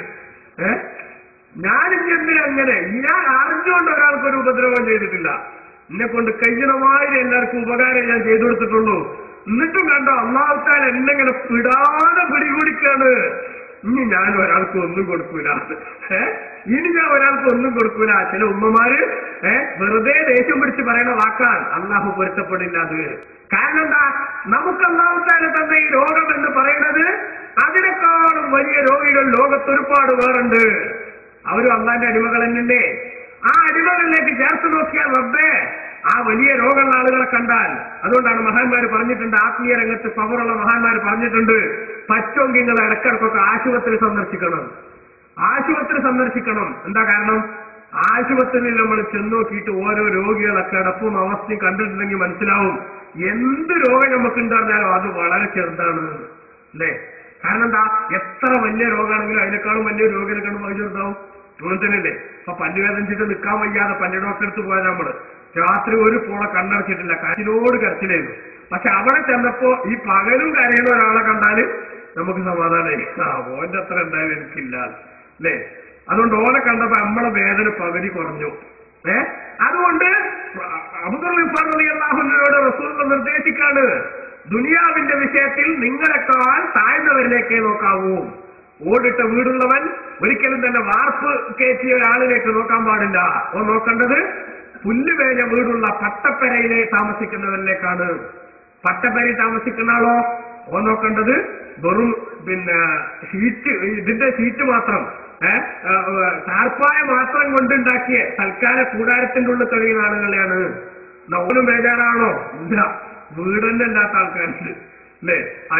മറ്റവന്റെ ഷട്ടർ താഴ്ത്തിയിട്ട് വേണം ആ പീരക്കൊലയം ഒരു ചെറിയൊരു ചാക്ക് വിരിച്ച് കിടക്കാന്ന് വിചാരിച്ച അള്ളാന്റെ ദുനിയാവിൽ എത്ര മനുഷ്യന്മാരുണ്ട് അല്ലേ. ഓന് ബേജാറാണോ? ഓനും ബേജാറാണ്ട. കാരണം എന്താ, ഒരു ചാക്കെങ്കിലും വിരിച്ച് സ്വസ്ഥായിട്ട് കടന്നുറങ്ങാലോ. എപ്പോഴാ വെടിപൊട്ടുക എന്നറിയാതെ ബേജാറായിട്ട് നിൽക്കുന്ന എത്ര നാട്ടുകാരുണ്ട്, എത്ര രാജ്യക്കാരുണ്ട്. അല്ലാഹുത്താല നമ്മുടെ രാജ്യങ്ങളിലൊക്കെ സമാധാനം നൽകുമാറാവട്ടെ. അപ്പൊ അങ്ങനെ നോക്കുമ്പോ ഈ ഭൂമിയിൽ നമ്മളെക്കാൾ താഴ്ന്നവരിലേക്ക് നമ്മൾ ദുനിയാവിന്റെ വിഷയത്തിൽ നോക്കുകയാണെങ്കിൽ സമാധാനക്കുറവ് എന്ന് പറയുന്ന ഒരു സംഗതി നമ്മുടെ ജീവിതത്തിൽ ഉണ്ടാവില്ല. റസൂൽ പറഞ്ഞ എത്ര സൈക്കോളജിക്കലാണെന്ന് ആലോചിച്ചൊക്കെ. സമാധാനക്കുറവ് പറഞ്ഞൊരു സംഗതി നമ്മുടെ ജീവിതത്തിൽ ഉണ്ടാവില്ല. പക്ഷെ പലപ്പോഴും നമ്മുടെ സംഗതി എന്താ, നമ്മുടെ സംഗതി ദുനിയാവിന്റെ വിഷയത്തിൽ നമ്മളെക്കാൾ ഉയർന്നവരിലേക്ക് നമ്മൾ നോക്കുക. 5000 ശമ്പളം വാങ്ങുന്ന ഒരു ജോലിക്കാരൻ, അയാൾ നോക്കണത് ആരെ? ഓൻ 6000 എനിക്ക് 5000 ഉള്ള 1000 കമ്മിയല്ലേ, ആ 1000 എങ്ങനെ ഉണ്ടാക്കേണ്ടത് നമ്മൾ ആലോചിക്കണേ. 6000 ഉള്ള ഒരു സമാധാനം ഉണ്ടോ? അല്ല, ഓൻ 10000 ഉള്ള വേറൊരുത്തരെ കണ്ടിട്ട് ഉത്തിരിക്കുകയാണ് അല്ലേ. 10000 ഉള്ള ഒരു സമാധാനം ഉണ്ടോ? അല്ല, 25,000ന്റെ വേറെ ആൾ കുറച്ചപ്പുറത്തിരിക്കുന്നുണ്ടോ അങ്ങനെ കാണുകയാണ്. അപ്പൊ ഇങ്ങനെ നോക്കിയാൽ ദുനിയാവിന്റെ വിഷയത്തിൽ നമുക്ക് സമാധാനം ഉണ്ടാവില്ല. താഴ്ന്നവരിലേക്ക് നോക്കണം. അതേ സമയത്ത് ദീനിന്റെ വിഷയത്തിൽ നമ്മളെക്കാൾ ഉയർന്നവരിലേക്ക് നോക്കണം എന്നാണ് ഇസ്ലാമിന്റെ നിർദ്ദേശം. ദീനിന്റെ വിഷയത്തിൽ, അതായത് നമ്മളിപ്പോ ഫർദ് നിസ്കരിക്കുന്ന ആൾക്കാരാണെങ്കിൽ നമ്മൾ നോക്കേണ്ടത് ആരെ? ഞാൻ ഫർദേ നിസ്കരിക്കുന്നുള്ളൂ, എന്റെ അപ്പുറത്തെ വീട്ടുകാരൻ അയാൾ ഫർദിന്റെ പുറമെ റവാത്തിബ് സുന്നത്തൂടി നിസ്കരിക്കുന്നുണ്ട്. റവാത്തിബ് സുന്നത്ത് ഫർദ് നിസ്കാരങ്ങളെ മുമ്പ് ശേഷമുള്ള സുന്നത്ത് നിസ്കാരം. എന്നാ അത് നിസ്കരിക്കുന്ന ആള് ഞാൻ ഇപ്പൊ റെഡിയാണെന്ന് തന്നെ വിചാരിക്കാം. മറിച്ച് ഓൻ അതിന്റെ പുറമെ ലുഹയും കൂടെ നിസ്കരിക്കുന്ന ആളെ നോക്കണം. ലുഹാൻ കൂടെ നിസ്കരിക്കുന്ന ആൾ ആരെ നോക്കണം? പഠിച്ചോനെ തഹജ്ജുദും കൂടെ നിസ്കരിക്കുന്ന വേറെ ആളുടെ അപ്പുറത്ത് അയാളെ നോക്കണം. അതും നിസ്കരിക്കുന്ന ആളെ നോക്കണം. എല്ലാ ദിവസവും രാത്രി ഒരുപാട് സമയം നിസ്കരിച്ചുകൊണ്ടിരിക്കുന്ന വേറെ ആളെ നോക്കണം. പക്ഷെ അതിന് നമ്മൾ ഇത് രണ്ടിലും നമ്മൾ ഉൾട്ടാണ് അല്ലെ. ദീനിന്റെ വിഷയത്തിൽ നമ്മളെക്കായി താഴ്ന്നവരിലേക്ക് നോക്കിയിട്ട് സമാധാനം കൊള്ളുക. 5 നേരത്തെ ഫർദ് നിസ്കരിക്കുന്ന ആളാണെങ്കിൽ റവാത്തിബ് കൂടി നിസ്കരിക്കുന്ന ഒരാളോ അല്ലെ തൊട്ട പെരക്കാരുണ്ടെങ്കിലും ഓൻ റവാത്തിബ് നിസ്കരിക്കണ്ടല്ലോ, ഓന്റെ ഒപ്പം എത്തണമെന്ന് ചിന്തിക്കൂല. മറിച്ച് ഞാൻ ഫർദെങ്കിലും നിസ്കരിക്കണ്ടല്ലോ, എന്റെ ഇപ്പുറത്തെ പെരക്കാരൻ ഫർദ് പോയിട്ട് പെരുന്നാൾ കൂടി ഓൻ പള്ളി പോയിട്ടില്ല, ഓനക്കായി എന്തായാലും ഞാൻ വെച്ചല്ലേ കേട്ടോ അല്ലെ. ഇങ്ങനെയല്ല മൂമിനായ മനുഷ്യൻ വേണ്ടത്. ഏതൊരു ഖൈറിന്റെ വിഷയത്തിലും ഏറ്റവും മുൻപന്തിയിലേക്ക് പോകാൻ വേണ്ടി ആഗ്രഹിക്കുന്നവരാകണം മുസ്ലിമീങ്ങൾ. അതുകൊണ്ട് ഒരാൾക്ക് ഒരു ഖൈറ് ചെയ്യുന്നുണ്ടെങ്കിൽ ആ ഖൈറ് ചെയ്ത് ആഖിറത്തിൽ ഓന്റെ ഒപ്പം ഇക്കും എത്താൻ പറ്റണം. ഹംസത്തുൽ ഖറാർ റളിയല്ലാഹു അൻഹുവിന്റെ ഒക്കെ പ്രാർത്ഥന നമുക്കറിയില്ലേ. ഉഹദിലേക്ക് ഇങ്ങനെ നടന്നു നീങ്ങുക അഷ്റഫുൽ ഖൽഖ് സല്ലല്ലാഹു അലൈഹി വസല്ലം തങ്ങളുടെ കൂടെ. ഉഹദിലേക്ക് ഇങ്ങനെ നടന്നു നീങ്ങുന്ന സമയത്ത് മഹാനായ ഹംസ റളിയല്ലാഹു അൻഹു ഫ്രണ്ടിലേക്ക് ഇങ്ങനെ നോക്കുമ്പോ അഷ്റഫുൽ ഖൽഖ് സല്ലല്ലാഹു അലൈഹി വസല്ലം തങ്ങളും അബൂബക്കർ സിദ്ദീഖ് റളിയല്ലാഹു അൻഹുവും ഉമർ ഇബ്നുൽ ഖത്താബ് റളിയല്ലാഹു അൻഹു ഇങ്ങനെയുള്ള കേമന്മാരായ സഹാബികൾ ഇങ്ങനെ നടക്കുകയാണ്. ആ സമയത്ത് ഹംസ റളിയല്ലാഹു അൻഹുവിന്റെ മനസ്സിലേക്ക് ഒരു ചിന്ത വരിക, പടച്ചോനെ ആരൊക്കെയാണ് ആ പോണത്? അള്ളാന്റെ ഹബീബ് സല്ലല്ലാഹു അലൈഹി വസല്ലം തങ്ങൾ നബിതങ്ങളൊപ്പം ജീവൻ കയ്യിപ്പിടിച്ച് ഹിജറക്ക് വേണ്ടി സൗറുമലയുടെ മുകളിലുള്ള ഗുഹയിൽ 3 ദിവസം കഴിച്ചുകൂട്ടിയ സിദ്ദീഖുൽ അക്ബർ അഷ്റഫുൽ ഖൽഖ് സല്ലല്ലാഹു അലൈഹി വസല്ലം തങ്ങളും സഹാബികളും മക്ക രാജ്യത്ത് വിഷമത്തോടെ കഴിയുന്ന കാലത്ത് താൻ ഇസ്ലാമിലേക്ക് കടന്നു വന്നതോടുകൂടി ഇനി നമുക്ക് ആരെയും പേടിക്കേണ്ടതില്ലെന്ന് പറഞ്ഞ് അള്ളാന്റെ ഹബീബിന്റെ മനസ്സിലേക്ക് ഏറ്റവും വലിയ സന്തോഷത്തിന്റെ കുളിര് കോരിയിട്ട ഉമർ ഇബ്നുൽ ഖത്താബ് റളിയല്ലാഹു അൻഹു. ഇങ്ങനെയുള്ള മഹാന്മാരൊക്കെ ആ പോണത് മുന്നിൽ. പരലോകത്ത് ഞാൻ അഥവാ സ്വർഗത്തിലെത്തിയാലും റബ്ബേ ഓലൊന്നും 4 അയലത്തേക്ക് എത്താൻ എനിക്ക് കഴിയില്ലല്ലോ. അതുകൊണ്ട് റഹ്മാനായ റബ്ബേ, ഈ ഹംസക്ക് നീ തന്ന ഏറ്റവും വലിയ പ്ലസ് പോയിന്റ് ആണ്, ഏറ്റവും വലിയ നല്ല എല്ലാ ലക്ഷണങ്ങളും ഒത്ത ഈ ഒരു ശരീരം. ഈ ശരീരം ശത്രുക്കൾ ഇഞ്ചിഞ്ചായി കഷ്ണിച്ചെടുത്ത് അതുകൊണ്ട് അവർ അമ്മാനമാടിയിട്ടെങ്കിലും പരലോകത്ത് ഈ മഹാന്മാരോടൊപ്പം സ്വർഗപ്രവേശനത്തിനുള്ള യോഗ്യത നീ എനിക്ക് നൽകണേ പടച്ചവനെ എന്ന് മനസ്സ് പൊട്ടിയിട്ട് പ്രാർത്ഥിച്ച് ഹംസത്തുൽ കർറാർ റളിയല്ലാഹു അൻഹു ഉഹദിലേക്ക് പോയപ്പോ വഹ്ശി എന്ന് പറയുന്ന മനുഷ്യൻ ഒളിഞ്ഞു നിന്ന് ചാട്ടുളിയെറിഞ്ഞ് ഹംസ റളിയല്ലാഹു അൻഹുവിനെ കീഴ്പ്പെടുത്തി ആ മയ്യിത്ത് അവരുടെ കയ്യിൽ ഒരുങ്ങി വന്ന സമയത്ത് തലയൊട്ടി വെട്ടിപ്പൊളിച്ച് അതിനകത്ത് ഹിന്ദെന്ന പെണ്ണിന് കള്ളു പാർന്നു കൊടുത്ത് ആ കള്ളു കുടിച്ച് ആനന്ദ നൃത്തം ചവിട്ടിക്കൊണ്ട് ഹംസ റളിയല്ലാഹു അൻഹുവിന്റെ നെഞ്ച് പിളർത്തി അതിൽ നിന്ന് കരളെടുത്ത് കടിച്ച് ചവറ്റുകൊണ്ട് അത് തിന്നുമെന്ന പ്രതിജ്ഞയായിരുന്നു ഹിന്ദിനുണ്ടായിരുന്നത്. പക്ഷേ ആ ഹിന്ദിന്റെ വയറ്റിലേക്ക് ആ മാംസം കൊണ്ടുപോകാൻ അള്ളാഹു അനുവദിച്ചില്ല. അങ്ങനെ അവസാനം അത് തുപ്പിക്കളയേണ്ടി വന്നു. അള്ളാഹുന്റെ ഹബീബ് സല്ലല്ലാഹു അലൈഹി വസല്ലം തങ്ങൾക്ക് എന്നും താങ്ങും തണലുമായി വർത്തിച്ച ഹംസ റളിയല്ലാഹു അൻഹുവിന്റെ വികൃതമാക്കപ്പെട്ട മയ്യിത്ത് കണ്ട് വിതുമ്പി കരഞ്ഞുപോയി ഹബീബ് സല്ലല്ലാഹു അലൈഹി വസല്ലം. എന്റെ പ്രിയപ്പെട്ട പിതൃവ്യ ഹെളാപ്പ, പരലോകത്ത് ഏറ്റവും ഉന്നതമായ സ്ഥാനം ഓഫർ ചെയ്യാമെന്നല്ലാതെ ഞാൻ എന്ത് പറയാനാണെന്ന് മനസ്സ് പൊട്ടി കരഞ്ഞുകൊണ്ട് അഷ്റഫുൽ ഖൽഖ് സല്ലല്ലാഹു അലൈഹി വസല്ലം തങ്ങൾ പറയുന്ന ഒരവസ്ഥ. ദീനിന്റെ വിഷയത്തിൽ നമ്മളെക്കാൾ ഉയർന്നവരിലേക്ക് നോക്കി പഠിച്ചോനെ അവരെ പോലൊന്നും എനിക്ക് ആവാൻ കഴിഞ്ഞിട്ടില്ലല്ലോ, എന്നെ കൊണ്ട് കഴിയുമ്പോൾ ആഖിറത്തിന്റെ പുരോഗതിക്ക് ഞാനും അധ്വാനിക്കണമല്ലോ എന്ന ചിന്തയിലാണ് നമ്മൾ ശ്രദ്ധിക്കേണ്ടത്. അതേസമയത്ത് ദുനിയാവിന്റെ വിഷയത്തിൽ നമ്മളെക്കാൾ താഴ്ന്നവരിലേക്ക് നോക്കിയാൽ പഠിച്ചോനെ എനിക്ക് ഇത്രയെങ്കിലും ഉണ്ടല്ലോ, ഇത്ര ഇല്ലാത്ത ആളുകളുണ്ടല്ലോ. രോഗം കൊണ്ട് അല്ല പരീക്ഷിക്കുന്നുണ്ടെങ്കിൽ നമ്മൾ പറയേണ്ടതാണ്. ചിലപ്പോ ഞാനൊക്കെ ഗൾഫിൽ നിന്ന് നാട്ടിൽ വരുമ്പോ ഒരാളുടെ ആശുപത്രി കൊണ്ടുപോ അടുത്തള കൊണ്ടുപോകാണ്ടാവും. അപ്പൊ പല ആൾക്കാർ വയസ്സായ ആൾക്കാരൊക്കെ ചിലപ്പോ എന്നോട് പറയും ആൾക്കൊരു സ്വൈരല്ലേ, ഇവിടെ വന്ന ആൾക്ക് ആശുപത്രി എന്നല്ലേ. ഞാൻ അവരോടൊക്കെ പറയാറുണ്ട് അൽഹംദുലില്ലാഹ് നമുക്ക് ഇത്രയല്ലേ ഉള്ളൂ. അല്ലെങ്കിൽ ചികിത്സിക്കാനുള്ള കാശ് റബ്ബിന്റെ കയ്യിൽ തന്നതിനെ തന്നെ എനിക്ക് അല്ലാഹു ആശുപത്രിയുടെ പരീക്ഷണം തന്നിട്ടുള്ളൂ. അതേസമയത്ത് അതില്ലാത്ത കാലത്തെങ്ങാനും അല്ലാഹു ഇவ்விധത്തിൽ പണച്ചെലവുള്ള ചികിത്സകളുടെ രോഗങ്ങൾ തന്നിരുന്നുവെങ്കിലോ, അതേസമയത്ത് ആ വിധത്തിലുള്ള രോഗങ്ങൾ കൊണ്ട് കഷ്ടപ്പെടുന്നവരില്ലേ ലോകത്ത്. അതാലോചിച്ചാൽ ഞാൻ ശരിക്കും സമാധാനത്തിലാണെന്ന് പറയാൻ ഏതൊരാൾക്കും സാധിക്കും. പ്രിയമുള്ളവരെ, അതാണ് ബഹുമാനപ്പെട്ട അബൂബക്കർ ഗിഫാരി റളിയല്ലാഹു അൻഹുവിനോട് റസൂലുള്ളാഹിന്റെ ഉപദേശം. ഒന്നാമത്തത്. രണ്ടാമത്തത് ഔസാനി, എന്റെ ഹബീബ് സല്ലല്ലാഹു അലൈഹി വസല്ലം തങ്ങൾ എന്നോട് ഉപദേശിച്ചത് ബിഹുബ്ബിൽ മസാകീനി വദ്ദുനൂബി മിൻഹും, സാധുക്കളെ സ്നേഹിക്കാനും അവരോട് അടുപ്പം കാണിക്കാനുമാണ്. സാധുക്കളെ സ്നേഹിക്കും വേണം, അവരോട് അടുപ്പം കാണിക്കും വേണം. രണ്ടുകൂടി കഴിഞ്ഞണം. ചിലർക്ക് ഒന്നിനു കഴിഞ്ഞു സ്നേഹിക്കാൻ പറ്റും, അതൊരു സാധുവാണ്. അവനെന്താ മേടിച്ചാൽ കൊടുത്തേക്കാം.